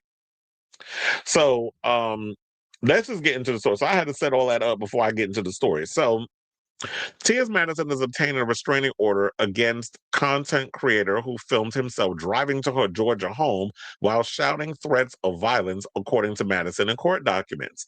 The court order against Naquan Palmer, also known as the DL Whisperer, comes after months of online commentary that devolved from verbal abuse online to in-person stalking, Madison says. In an exclusive interview with Out, Madison describes the escalating threats as terrifying, exhausting, and emblematic of the particular vulnerability Black trans women face when visibility collides with unchecked hostility. Palmer strongly denies these allegations, he said in a statement to Out. Saying, well, it sounds like this something he was saying. This is so dumb. Madison says early. She said that. She's like, this is so dumb. Madison says early in the conversation about the situation. Frustration already bubbling over. This kind of shit is dumb and a waste of time. In her telling, what began as white noise quickly metastasized. My God, I'm sitting there struggling with this word. Metastasized, I gotta say it slow, into something else entirely. Madison traces the origin of the situation on June 5th, 2025, the day her now viral interview with Nene Leakes was released, and the entirety of the planet shook, she recalls. During the exchange, the Real Housewives of Atlanta alum stated that men who date trans women aren't straight, with Madison challenging that notion. TMZ was reaching out. Everybody was reaching out. The interview was crazy. The interview ignited widespread commentary, think pieces, and reaction videos across platforms. Now, amid the noise, Madison noticed a man she had never encountered before on social media. I don't know who that gentleman is. I've never seen this man before, she recalled thinking at the time. Palmer had posted a response to Madison's video, replying to another content creator, the spiritual whistleblower. What's up with all these fucking names? DL Whisperer, the spiritual whistleblower. What next? Who has made 2 videos following the Nene Leakes interview, claiming Madison was being a narcissist and a misogynist, but with a busy schedule, Madison did not engage with him directly. Madison Post and Gold says her friend Dominique Morgan. It was Morgan who first noticed how Palmer's content took a turn. As the DL Whisperer, he built his brand in a niche part of the social media world, providing insight into how down low or DL men navigate their double lives. But as Morgan asserts, his tune gradually changed. He slowly started to massage his rhetoric around trans women, specifically Black trans women, Dominique alleges. And when he wasn't really getting a response from his followers, with the average trans girl with 300 followers, it was Madison. And then when Madison did not respond to him, then it was Cherry. Rogers, a Black trans podcaster and personality, and then it was me. So that's what it is. And that's why I said internet hustling. That a lot of times they will run around here and I'm gonna go after, like, if I'm gonna come for somebody and if I'm gonna throw shade at somebody, I'm going after the big kahuna. So I'm gonna go after a T.S. Madison. And since she ain't engaging, because Maddie out here booked and busy. She's doing Drag Race. She's doing all these other events. She's doing Fag Talk with Craig. She's also traveling around the United States doing that show with him. And so I need to make a name for myself. I need to go viral. That's why I said these girls who out here seduced by the viral, that virality of it all, and got to keep the algorithm going and keep the notoriety going. Because all this thing of you sitting around here just exposing DL men, how long is that going to last? And then you just feed into the fact of these women that feed off of that shit. And now you out here causing harm against the queer community. It's like, these are the worst parts of the community that I can't stand. These people that run around here will be willing to tap dance and throw their own people under the bus for some damn clout. So, Madison, accustomed to public criticism, never responded, saying, "Girl, who gives a fuck about somebody having some shit to say about me?" She says that refusal to engage later became central to her survival strategy. And the first moment Madison realized the situation had crossed the line was not subtle. Madison alleges the content creator began posting threats to fight her. It was like, "Bitch, I want to fight you," she claims. "That's what made me notice it." Like, who the fuck is this? Madison annually hosts a Halloween party in October to celebrate her birthday, with her 2025 event being a mass party. Friends checked in with her prior to the celebration, as seeing posts from Palmer alleging he would attack her there. People started messaging me, and I was like, "Madison, please be careful, because this man is saying that he's about to come to your party and attack you." The threat was allegedly explicit, and he said, "Thank God it's a mass party, because I can come there and attack the bitch anytime I get ready." For Madison, this is no longer theoretical. Though she continued to ignore Palmer directly, behind the scenes, she mobilized. "I made a video explaining to the dolls to protect themselves," she said. "I said the dolls should be armed, because in this climate that we're in, no one is protecting us. We need to protect ourselves." And she's absolutely right, because the way this current administration is trying to use trans people as a scapegoat to what's going on in the world, when there's bigger fish that we need to be frying, like them Epstein files, um, trans people need to be out here carrying something. I don't encourage violence, but the way these people trying to do harm to trans people, and the amount of trans people that end up unalived yearly that we talk about, it's dangerous out in these streets. So you got to protect yourself, because of the government and the media. I mean, the government, and I'm not even worried about the media. Well, the media need to do their job and expose this shit that's going on. But if the government and the police force and all this other stuff are not going to do their job, sometimes you got to take matters into your own hands to protect yourself. But she recalled the situation reached its most dangerous point in January 23rd, 2026. And he wound up posting on social media, "I think all trans people should be thrown into jail or euthanized." This is what he posted on January 23rd, 2026. Got 37 views. So that goes to show, like, okay, the 37 views from this picture that was screenshot. You still out here algorithm hustling, clout chasing, and you're just mad because you're not where someone like T.S. Madison is career-wise or successful. But you don't get successful by invoking mess. Or you can get there, but that shit's temporary. It's not gonna last forever. Every dog has its day. So she said the gentleman said that he was coming to my motherfucking house. Damn, this woman loved to curse.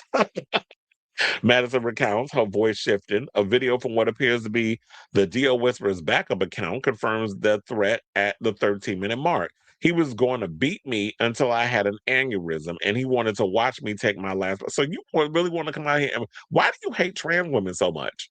This is what I wanted to say. It's because you mad because you can't be a woman?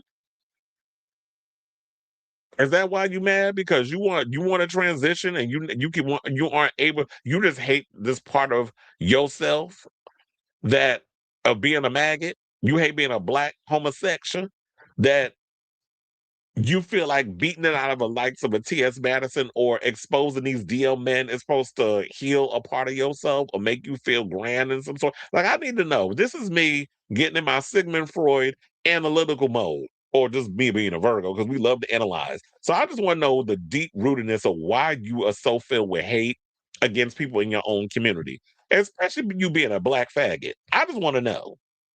Put me on, since you want a moment. So now in that clip, Palmer is seen live streaming a 2-hour drive from Gilmer County to DeKalb County, where Madison lives. A screen recording from that same date was provided to Out, showing the content creator screaming as he drives past her house, screaming out the window, telling his followers that he was going to beat me until the breath left my body. And that's another thing too. You drove 2 hours to yell out a goddamn window. Are you slow? There's something clearly special or mentally unstable about this little boy. Or this, well, he a grown-ass man, but yeah, something got to be wrong with you mentally. Now, despite the severity of the threats, Madison remained publicly silent. T.S. Madison ain't saying nothing, she explains, because I knew the moment that I breathed on it, it's going to become wildfire. Just because I'm in silence doesn't mean I don't know what's going on. And that's the best way you got to go about it. Because any little thing that Maddie says, y'all be trying to find she a man. Y'all always want to misgender her. You always want to come in with the transphobic stuff. We see it. So the ones that hate always got time to get on the internet with their transphobic bullshit. So best move in silence. Let the legal eagles take care of the stuff. He don't know nothing about that. But when you move different, when you playing in a different tax bracket as certain people, I ain't got time to be out here literally getting up in somebody's face and punching them in the throat. I let my lawyer deal with it, Mr. Bernstein, and yes, he gonna be Jewish. So now, then it said Madison describes meticulously compiling evidence, video, screenshots, timestamps. So he sat there and lied about all of it, right? But y'all do know when you post shit on social media, that's evidence. There's a trail. Follow the yellow brick road. And now she was on that yellow brick road and collected all her little evidence and let it stack up. Send it to her attorney, let them deal with it. And that's how she won the case. So you can sit up here and talk about lies and this, that, and the third to the cows come on, but dummy, you put it on social media. It's like a lot of y'all seem to forget that, yeah, that's evidence once it's public. So Madison describes meticulous compiling evidence, as I said, videos, screenshots, timestamps, and platform reports, which was shared, some of it was shared without. When she finally sought legal protection, the response was swift. On February 3rd, the Superior Court of Gilman County granted Madison a temporary protective order against Palmer. The judge was like, "Oh my God," Madison recalls. That was the judge's exact word. Additionally, Madison is seeking a criminal arrest warrant for stalking and terroristic threats and acts, according to legal papers shown out. The hearing is set for March. Now, Madison is pursuing criminal charges, as you should, lock his ass up, and see how he like it in prison. The bitch wouldn't last 5 minutes because that booty gonna be looser than that song by Lucy LaDuca. Y'all know the song, Let Loose, I said let her loose. Now, Morgan received a similar protection order on February 10th. The plans to file similar charges shortly. Meanwhile, Palmer is raising funds. Child, really? And I'm sure them transphobes and all those people that hate right along with you will be given the coins of the GoFundMe. So this is why I said, y'all be out here fucking around, and now you're about to find out. So now you looking for help with people to give money to your GoFundMe, but you out here, you caused this mess, and now you want people to help you pay your legal fees? I don't give a fuck. Your ass could go broke for all I care.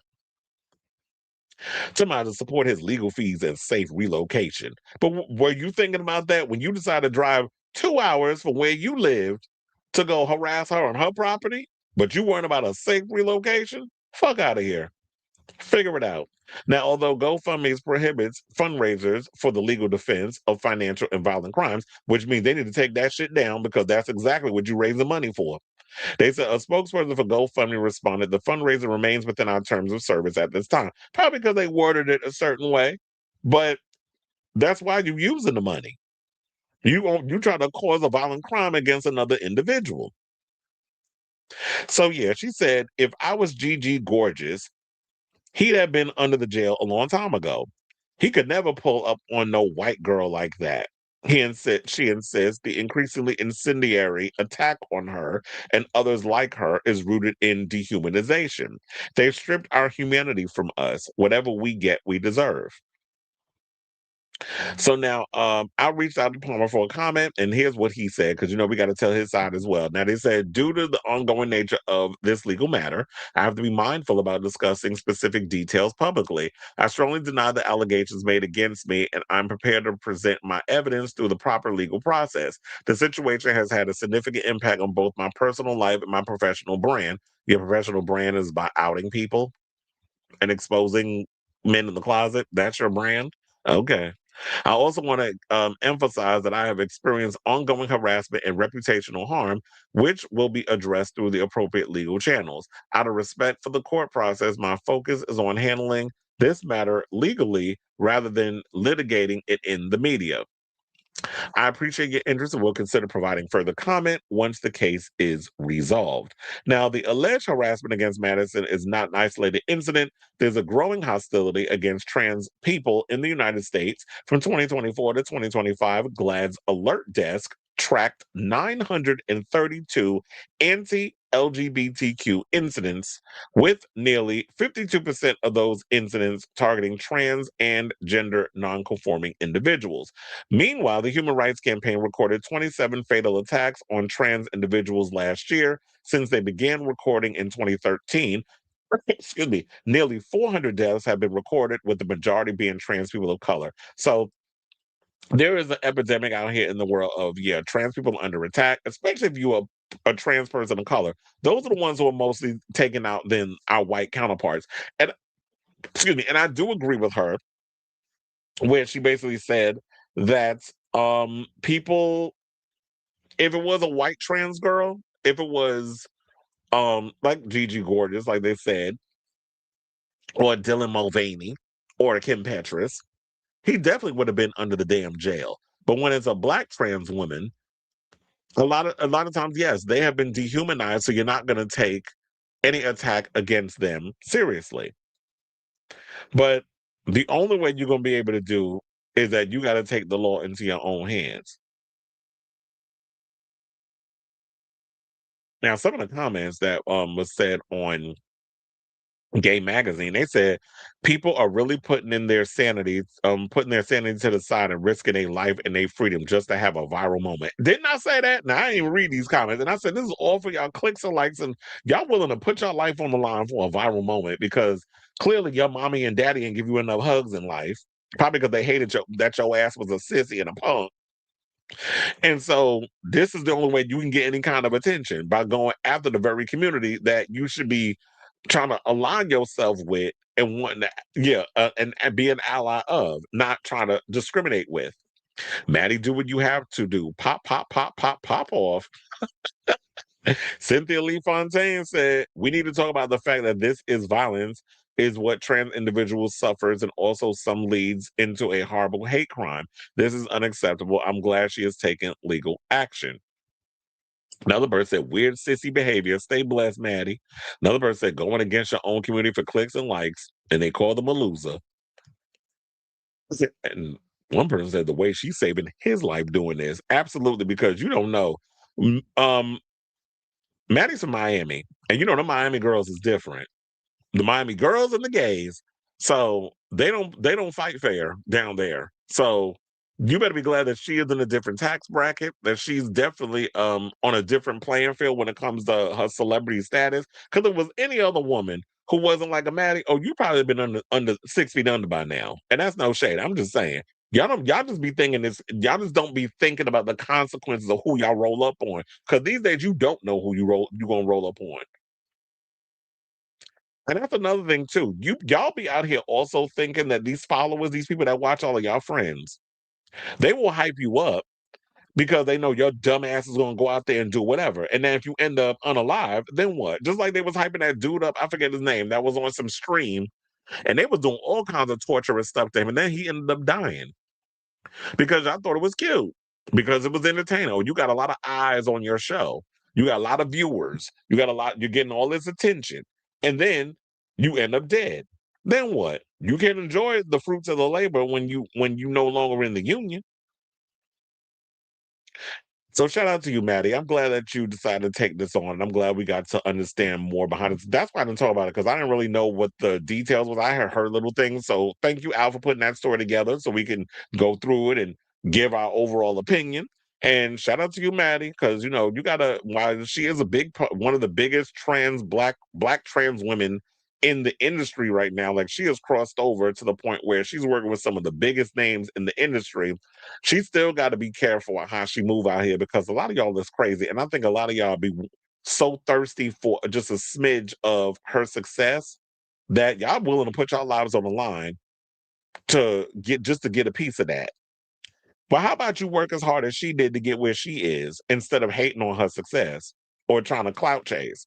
So yeah, I definitely want to hear from y'all. I'll definitely keep you guys abreast of this story, because they did say that she's trying to file criminal charges. It's still an ongoing case. So I'll definitely be keeping abreast of this story. So yeah, let me know what you guys think of this story in the comments down below.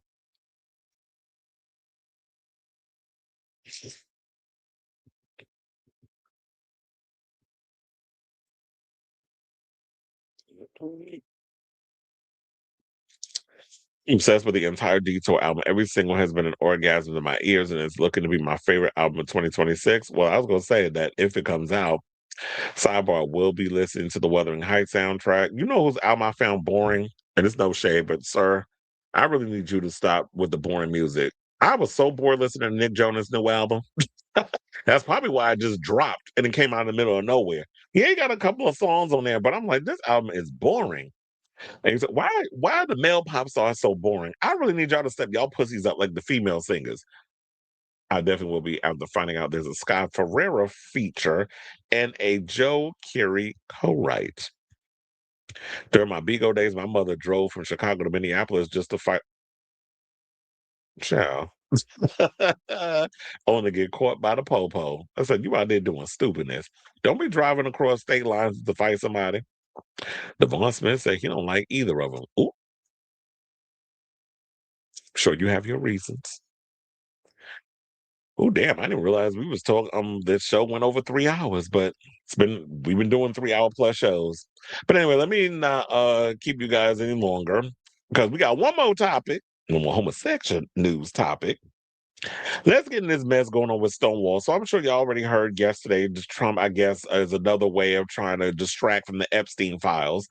He decided to go and cause more irritation with another marginalized community because after, I guess, going after black folks and going after Latinos, now he want to go after the gays. So we had the Stonewall Pride flag removed, and then people removed it. But I'm like, how is that even a choice that he gets to make when, sir, you don't even live here?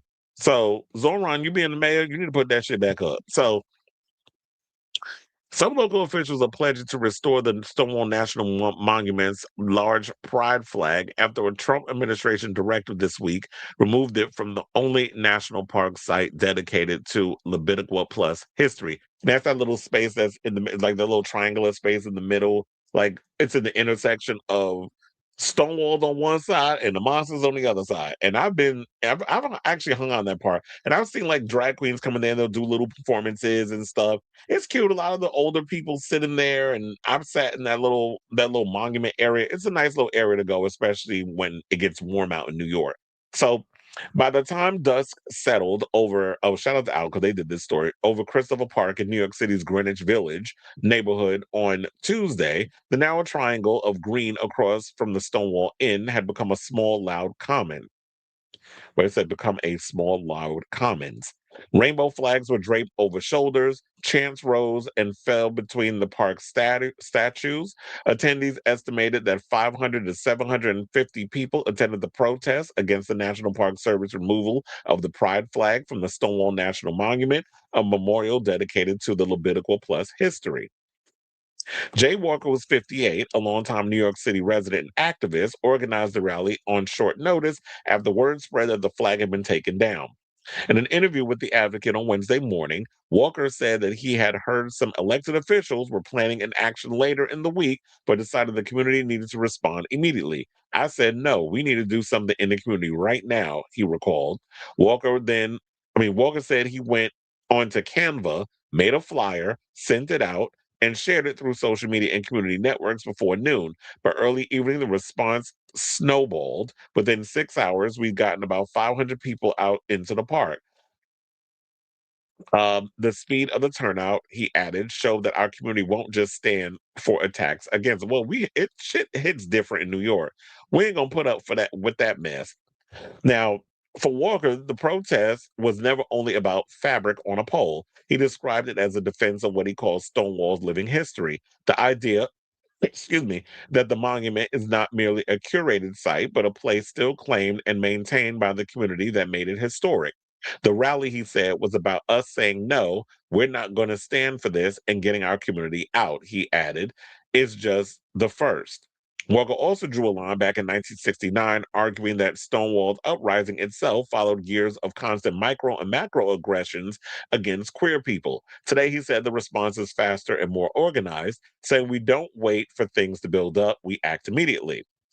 The sense of accumulation of small changes added up to something larger had been a constant in the debate over the monument since President asshole Trump took office for a second time. Last year, the National Park Service revised the public-facing Stonewall materials, including a website to remove references to trans people and change LGBTQ plus to LGB. An erasure that drew protests and condemnation from activists and Democratic lawmakers. Advocates have also criticized federal descriptions on the site from omitting bisexual and pansexual identities from the story of the uprising. Walker said those earlier edits are part of why this week's decision hit a nerve, saying they're going to keep doing these actions against our community and we're not going to take it lightly. The National Park Service has said the decision reflects longstanding federal rules limiting which flags may fly on NPS-managed flagpoles, with only narrow exceptions. Interior Department officials claim that Stonewall's history will continue to be interpreted through exhibits and programs. Walker disputes the reading of the policy that argues that Stonewall already fits within the exceptions. Saying, quote, the limited exception was made at the moment that the monument was dedicated as a national monument. The flagpole did not exist before it was made a national monument. The only reason the flagpole is there is to fly the rainbow flag.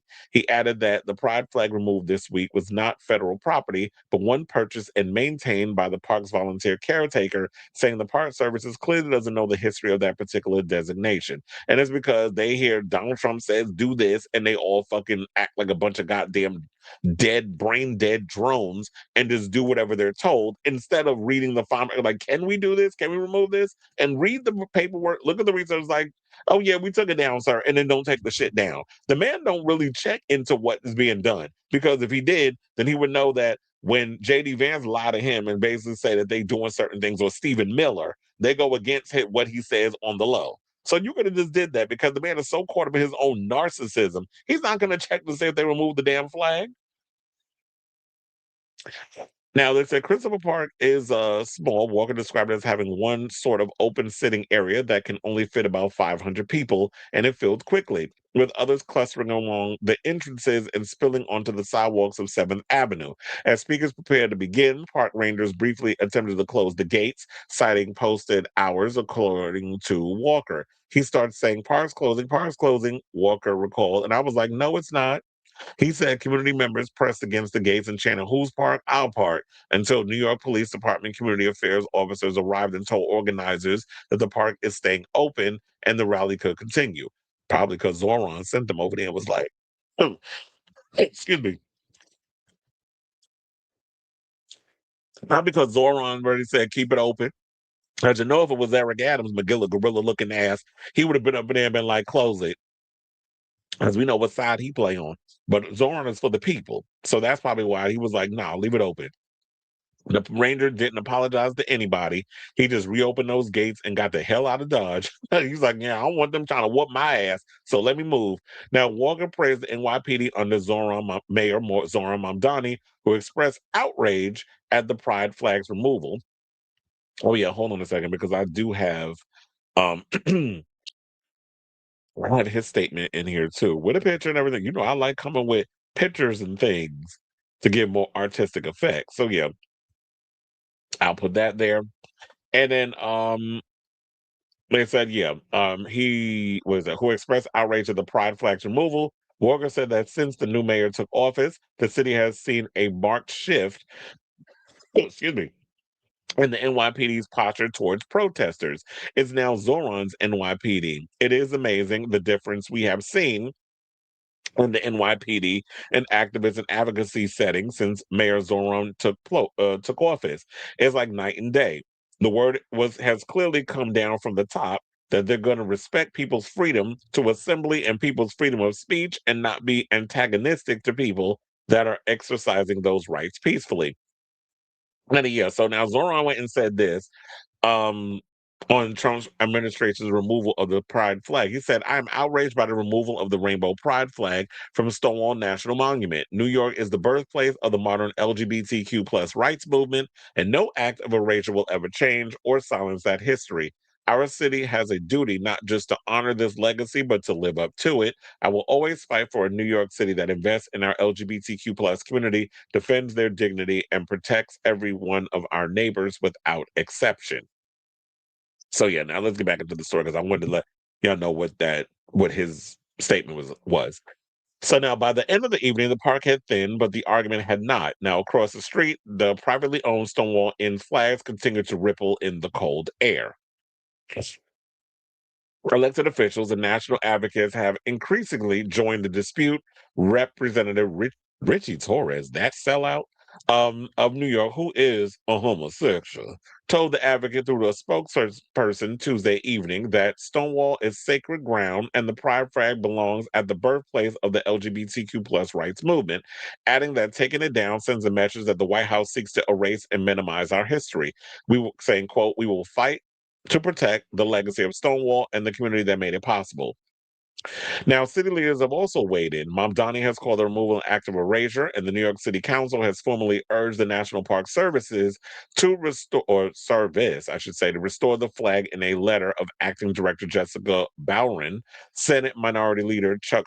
He also spoke up and did something, so he's not busy out here tap dancing for APAC. He actually came for the gays. Or to the defense. Now, Leader Chuck Schumer has demanded the decision be reversed, and Representative Mark Takano, chair of the Congressional Equity Caucus, has argued the move reflects a broader federal agenda to curtail LGBTQ plus visibility. Advocacy groups, including GLAAD, the Human Rights Campaign, and the New Pride Agenda, described the episode as part of a pattern. Now, Walker placed Tuesday's rally in the broader arc during his Wednesday morning interview, arguing that what's happening at Stonewall is part of a wider effort to sanitize history at federal sites. Official, he says, are actively trying to erase our history, not only at Stonewall, but at places connected to Black, Indigenous, immigrant, queer, and trans histories. They're trying to erase anything that accurately conveys the history of struggle of marginalized communities in this country. So yeah, that's basically the whole point of like, yeah, what they're trying to do is Donald Trump doesn't want it's another distraction from the Epstein files. He just running around where he just wants to find another community to bully. And here's the thing, and this is why I'll say, like, similar when it comes to Black people, it's the same thing with the gays.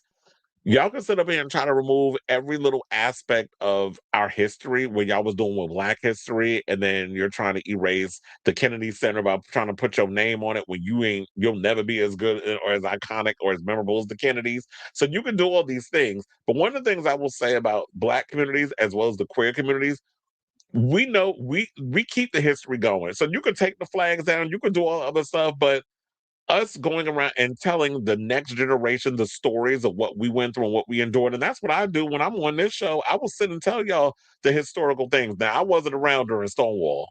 I ain't that damn old. But I was around in New York City at peak club era. So in the 90s and the 2000s and that sort of thing, in the 2010s.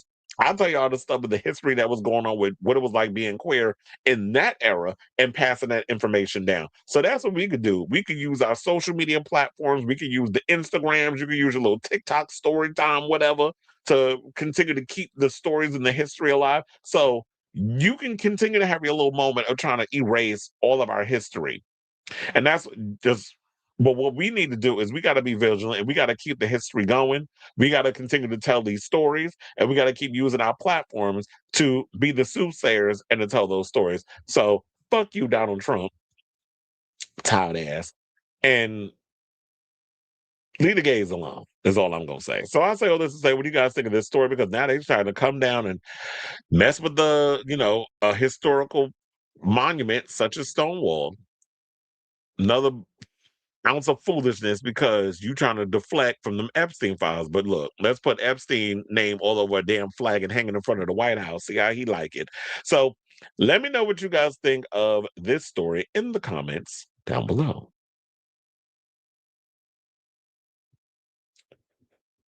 All right, y'all. So That was a lot.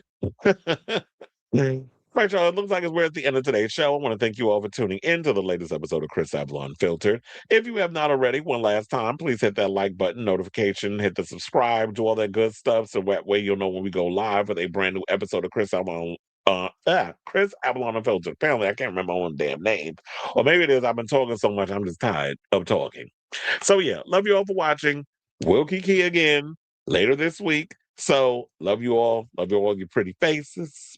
And until next time, ciao, darlings.